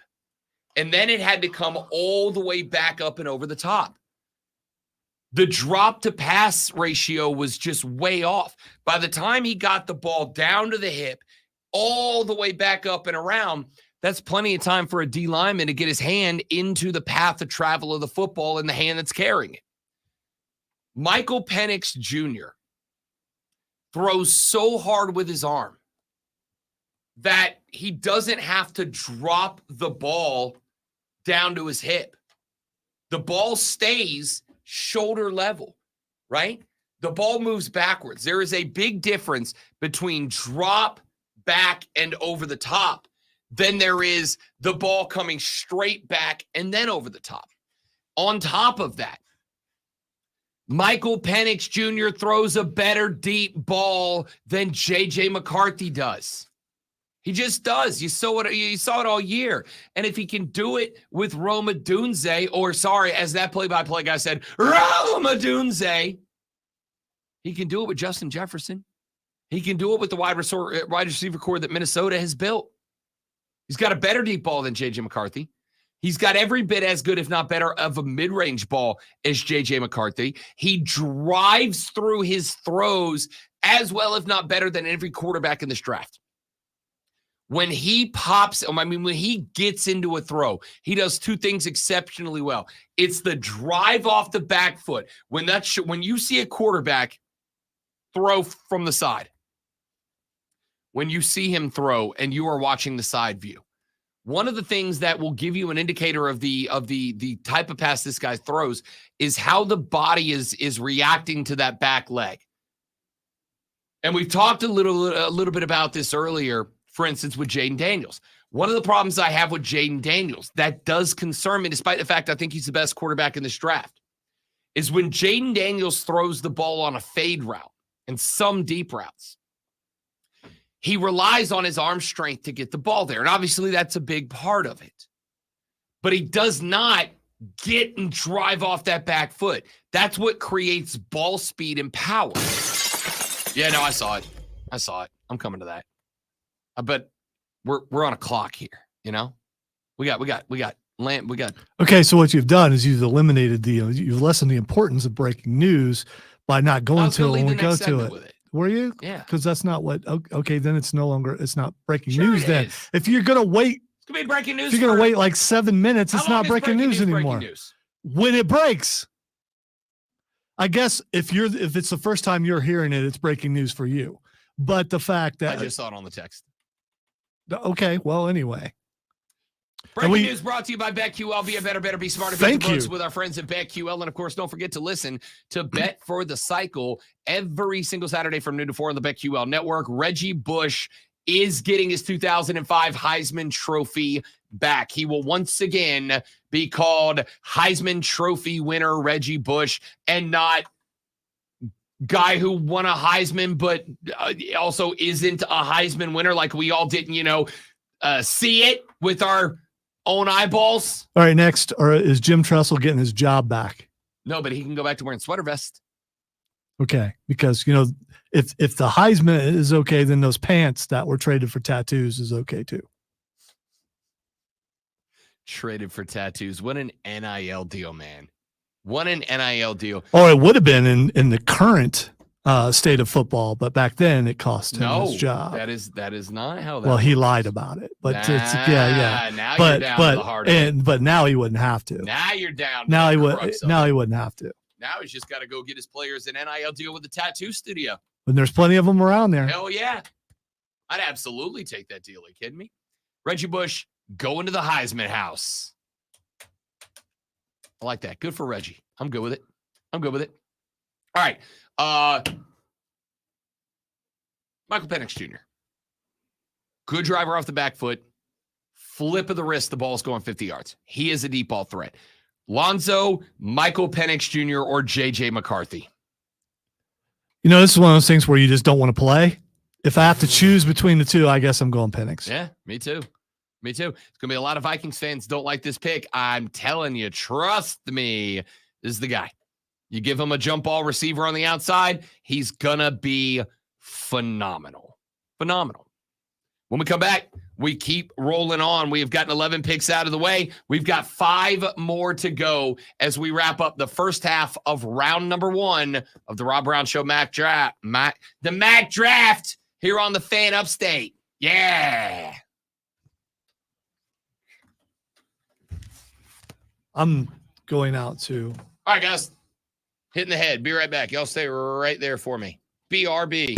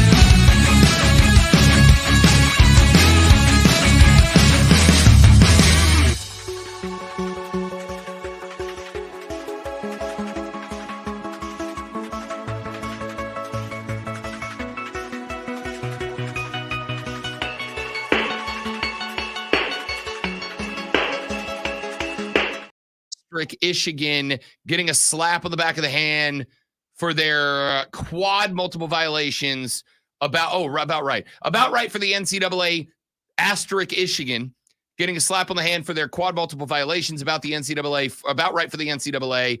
The NCAA is a dead man walking. The Reggie Bush scenario is a very interesting one.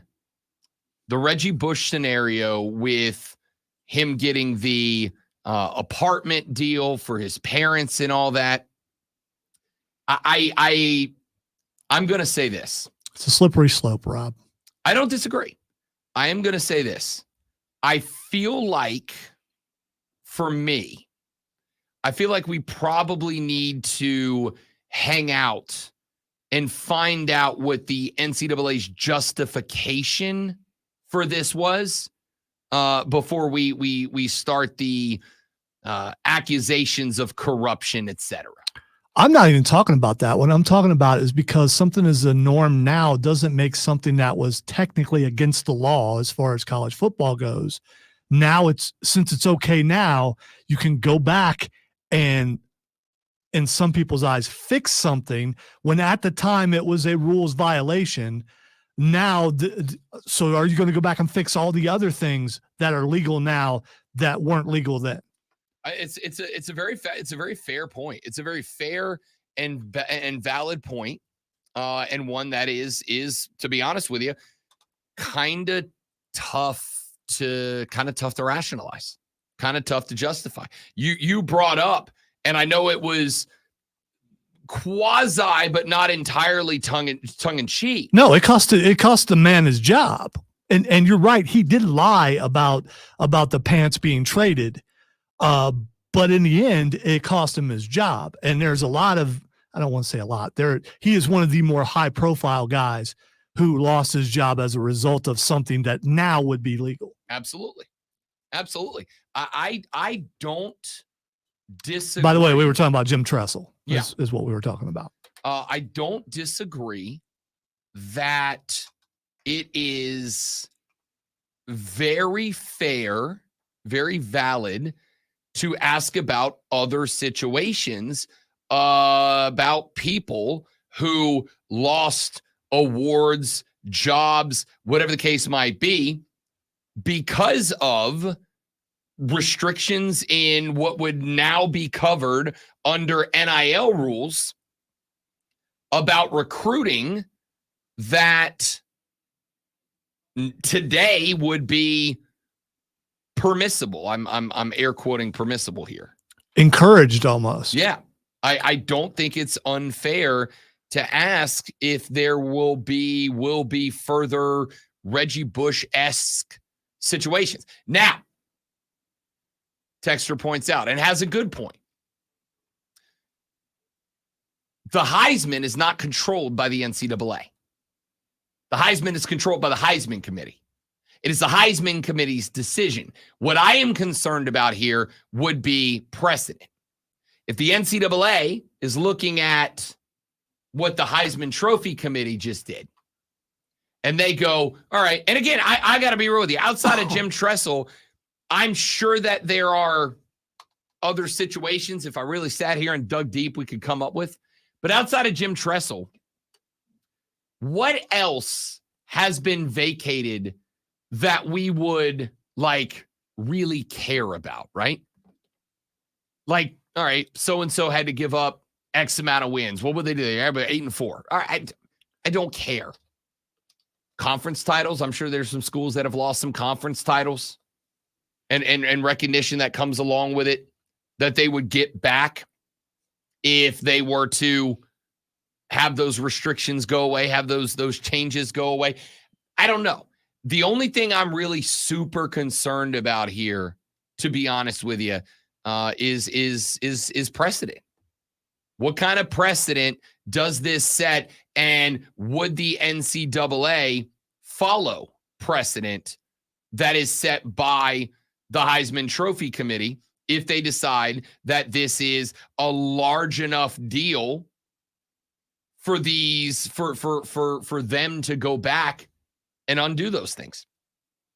In fact, I think that might be the only thing that I'm truly, genuinely concerned about is what type of precedent does this set that down the road the NCAA might follow? And the answer is, I don't know. And I don't think we can know that. I don't think there's a spot that we will know that until it happens. But now, could it happen? Absolutely. Absolutely. So we'll pay attention to this as we move forward. But let's get through the rest of the first half of the opening round of the mock draft. With the last selection, the 11th overall, the Minnesota Vikings selected Michael Penix Jr., the quarterback out of Washington. Like I said, I just don't believe in the J.J. McCarthy hype. So, ladies and gentlemen, that now brings us to the 12th overall selection, which as of today belongs to the Denver Broncos. And ladies and gentlemen, the pick is in. With the 12th overall selection in the 2024 The Rob Brown Show mock draft, the Denver Broncos select J.J. McCarthy, quarterback, Michigan. J.J. McCarthy, quarterback, Michigan. J.J. takes the snap on 3rd and 10, back to pass, looking, fires down the middle, and it's caught. Roman Wilson inside the 5 to the end zone. Touchdown, Wolverines. Wow, did J.J. thread the needle there? In 2 years starting at Michigan, J.J. McCarthy went 27-1 and led the Wolverines to a national championship win. He has NFL arm strength and natural leadership ability, but playing in a run-heavy offense under Jim Harbaugh, some scouts wonder if he's ready to play at the NFL level. He only threw for 300 yards 3 times in 28 starts at Michigan. I don't get it. I don't get it. Now, Denver needs a quarterback. Do we believe that Zach Wilson's that guy? Why would you trade for him? I mean, that's the thing. Because it was a free trade. Yeah, but it cost you literally moving 1 pick back 1 round. Remember, you got Zach in a 7th in return for a 6th. You brought in a guy who is a serviceable backup quarterback, and all you had to do was move back like 20 spots. It tells me that you don't believe there's a quarterback left in the draft that can lead the team, so you went ahead and got Zach Wilson. Do you? Well, yeah. I agree with that. Well, I don't know. There's a quarterback out of South Carolina that could probably do better than Zach Wilson. I'm just saying. I don't. I know, fan hat thing, but still, I mean, can J.J. McCarthy? I'm not sure. Just because of the last few games and the lack of confidence that they seem to show in him. Listen, that's been my big knock. My big knock has been, how are you expecting me to go all gaga over a guy whose own team did not trust him in their biggest games? It is very, very difficult for me to come up with a justification for making that selection. I can't do it. There's a reason that in the biggest games, in the biggest spots, the Michigan Wolverine coaching staff, whether it was Jim Harbaugh or Sherrod Moore, whoever else, did not feel inclined to turn the rock over to J.J. McCarthy and go get it done, big guy. And listen, as I have been doing, I put together my list of strengths and weaknesses for this guy. Here's what I came up with. As far as strength goes, he is absolutely dialed in. We all saw during the championship run his Zen meditation next to the what do you call the thing? Goalpost. For God's sakes, what's wrong with me? Next to the goalpost. Might be a little hot in there. It's freaking hot. This might be just a little bit. We all saw that. He's locked in for sure. I don't love when the hypest thing about a QB is their intangibles. Oh, he's real gritty. Yeah, it's great. Can he throw a 12-yard out route? Like, if he can, I don't know. I will say that he has got a lot of experience in a pro-style offense. Some of these guys don't. I will say that he is very good about anticipation of a window opening. We've seen that. But again, you still got to make the decision that that's the window I want to go to. That's the guy I got to get to. I don't trust that. So what are the weaknesses? Number one, he gets stuck on the first read. Now, maybe that's a consequence of having Roman Wilson out there with him, a go-to guy, a first-round wide receiver at the National Football League level. Maybe he only went through one read frequently because he only had to. Roman was always open. That is a very distinct possibility. Number two, I think his arm strength is okay at the best. I do not think that he has the same capabilities with the football that a lot of other guys do. And I think that that presents down the road a problem for him. Number three, I think he very frequently ends up leaving thrown footballs behind other guys, behind wide receivers. I think he misses targets regularly, to be honest with you. And I think that is a problem. That is one of the big concerns that you have with this cat. The reality that he's not an excellent passer of the football into particular areas. He's just not. What else is wrong with J.J. McCarthy? When he throws a deep ball, he puts like miles of air underneath it. That's not going to do it either. That won't work. I can't have you in a spot where I get you a wide receiver, he pops down the sideline, and you throw a ball that drops more slowly than the Times Square New Year's Eve ball. I can't have that. The ball has got to freaking get there, man. And he's not that kind of arm. I don't get it. I don't understand it. It feels to me like this is a pick that is made out of, well, he won the Natty, he must be good. And I don't see that being the case here. But Denver needs a quarterback, either to push Zach Wilson to be better or to push Zach Wilson out of the league. I don't have an issue with giving Zach Wilson a second opportunity. And I don't have an issue with him doing it with Sean Payton. But man, I don't like this pick. When we come back, final segment of the show, Las Vegas, New Orleans, Indianapolis, and Seattle. We sprint through those four picks and wrap up the show next on the Rob Brown Show in the Fan Upstate.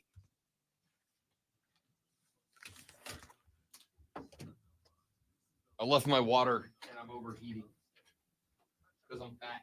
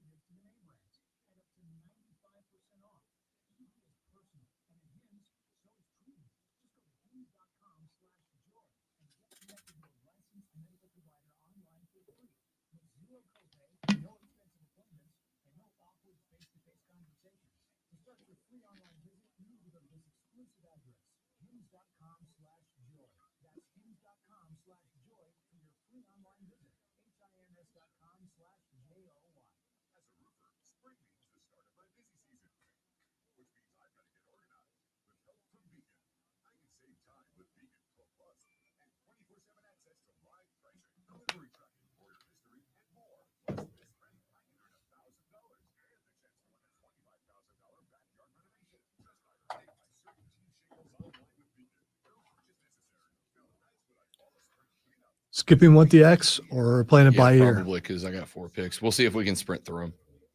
These picks aren't super exciting, so probably don't have. There's only one that I think people really care about.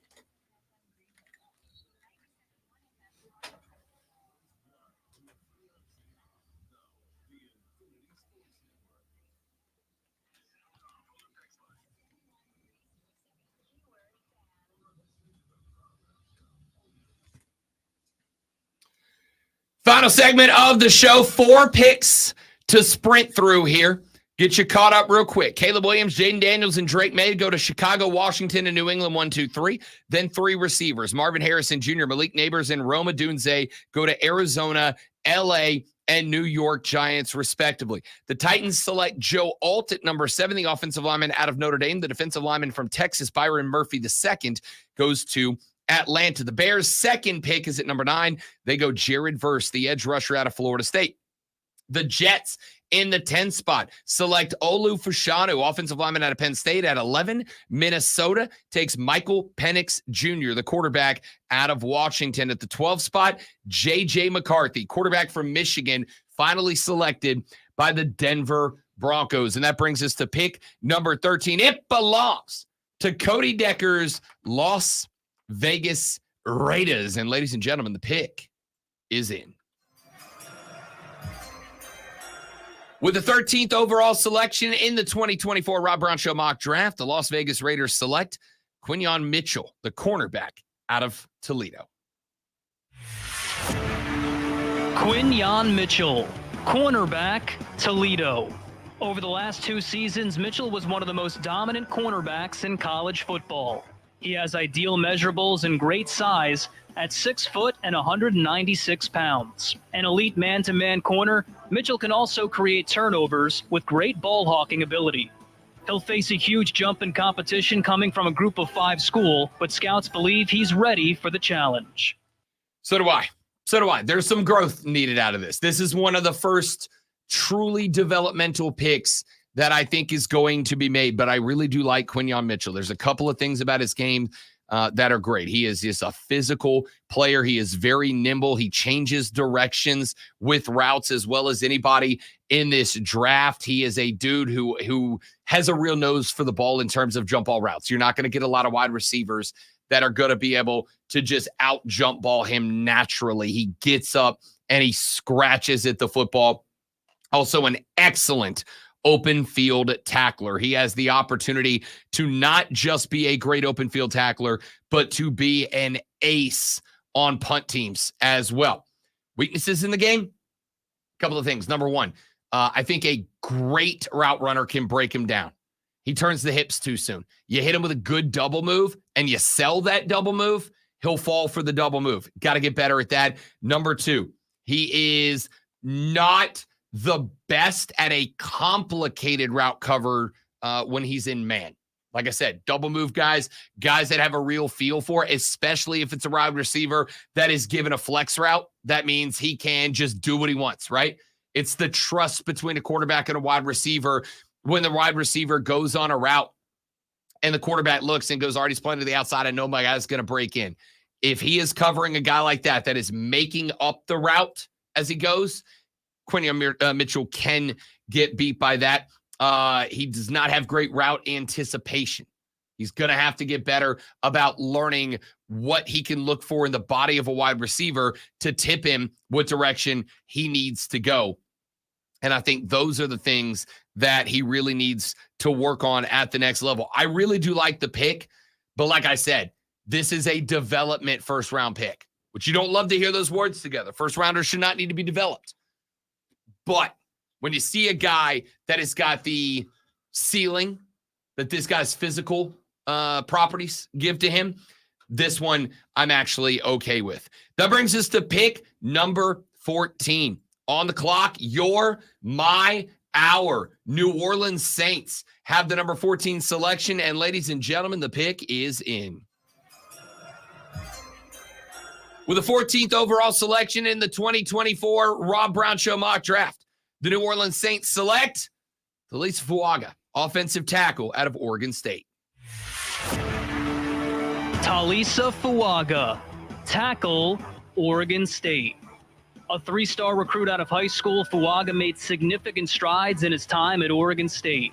Standing at 6'6" and 334 pounds, he has the perfect size and build for the NFL. Run blocking is his specialty, dominating the line of scrimmage at the point of attack. At times, Fuaga can be overly aggressive, leading to mistimed blocks, but if corrected, he has a high ceiling as a pro. You give me a guy at offensive line that is over aggressive, and I can make something out of him.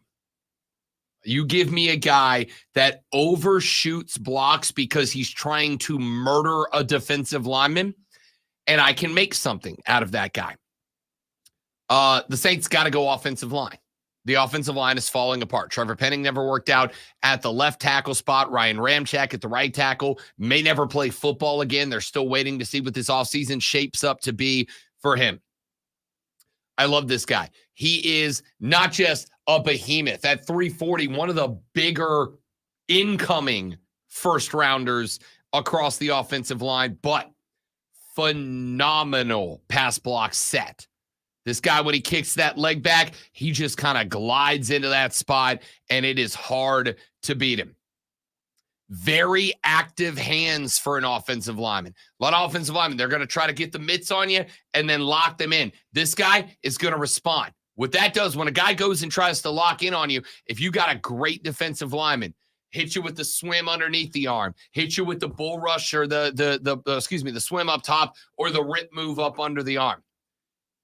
This dude keeps the hands active. You might catch a hand and knock it off. It's coming right back. The hands stay wildly, wildly accurate. He is also very anticipatory of defensive linemen.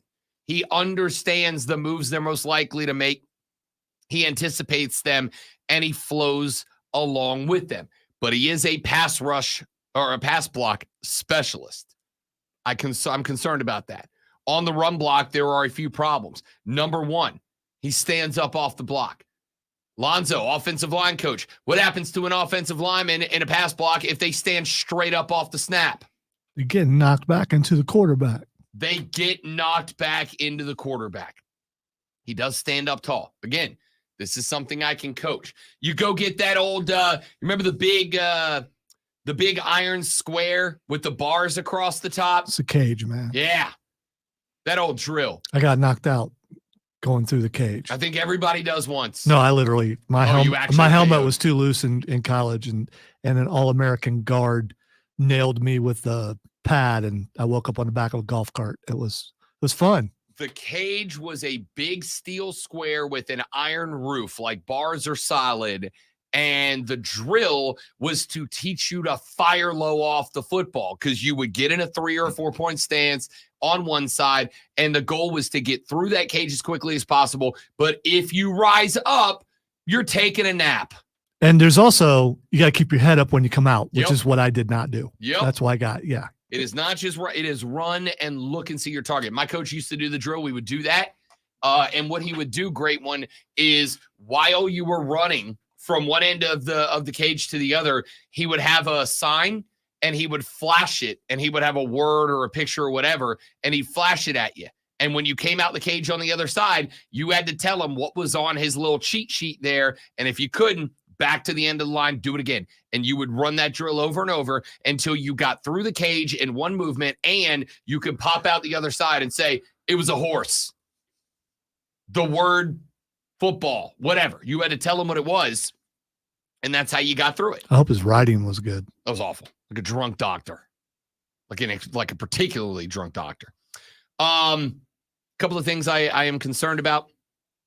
He can be when it is a slide protection. He's not excellent at slide protecting. Sometimes leans too much or not quite enough into his feet, and he gets a touch off balance. And the good news is it's only for a second, but 1 second can make all the difference in a pass rush. Talisa Fuaga going to the New Orleans Saints in the 14th spot. Let's go to pick number 15. Jim Irsay not going to be in the war room as he continues to recover from his medical issues of not too long ago. He's turning it over to the fellas, and they have sent me the pick. The Indianapolis Colts pick is in.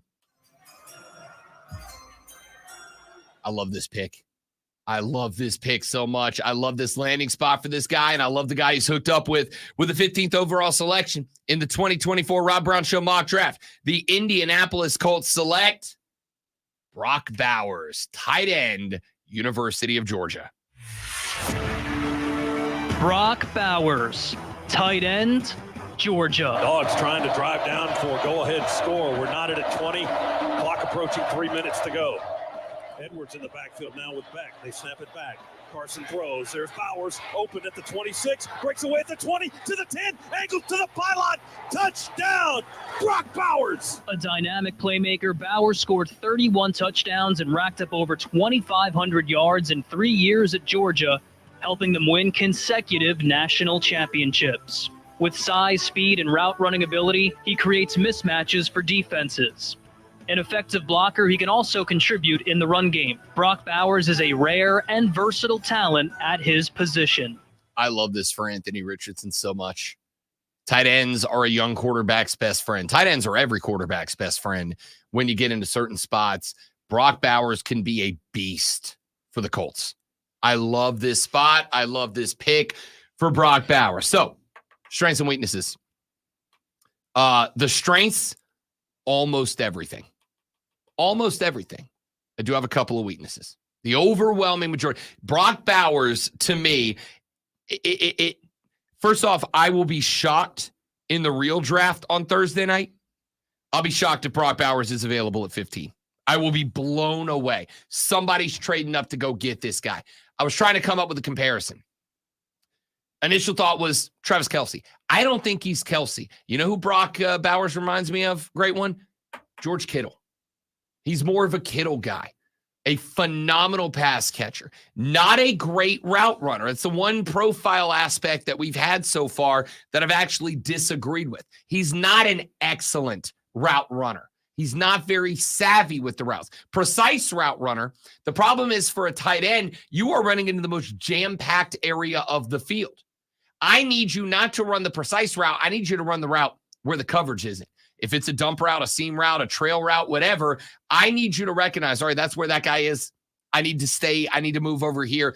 The tight end spot, when they are not designed as the primary pass catcher in a route, the tight end spot is designed to be the escape valve. It is designed to be the oh crap button. Chris Lewis, whoever that may be on the stream, says Shockey. Shockey's Mine's a great Jeremy comparison. Shockey. Great comparison. I think Shockey was a little bit more adept in the blocking game than Brock Bowers is. He is not an excellent run blocker.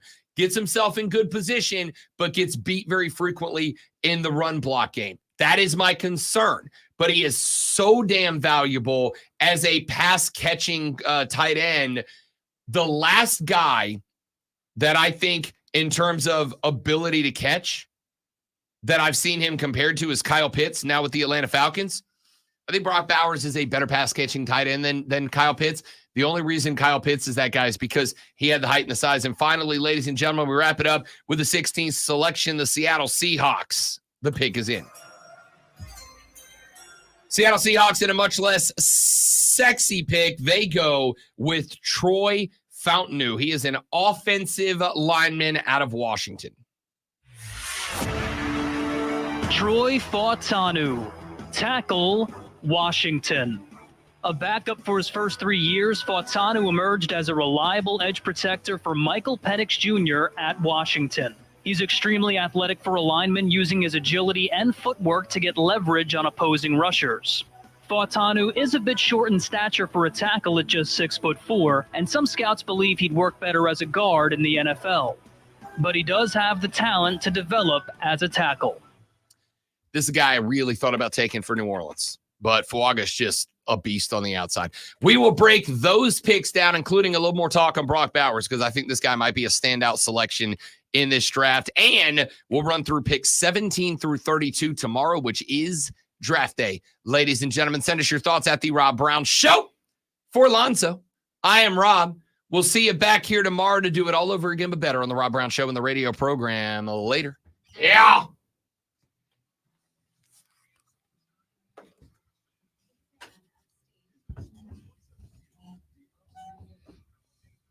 Turn stream off. Let's get out of here. Sorry, stream. Yeah. Love you guys. It is 82 degrees in this damn room. We are out. Thanks for being here. Hope you have a lovely rest of your day. If you want to talk about sports, tweet me, Facebook me, email me, literally anything that doesn't require me to be in here. Goodbye.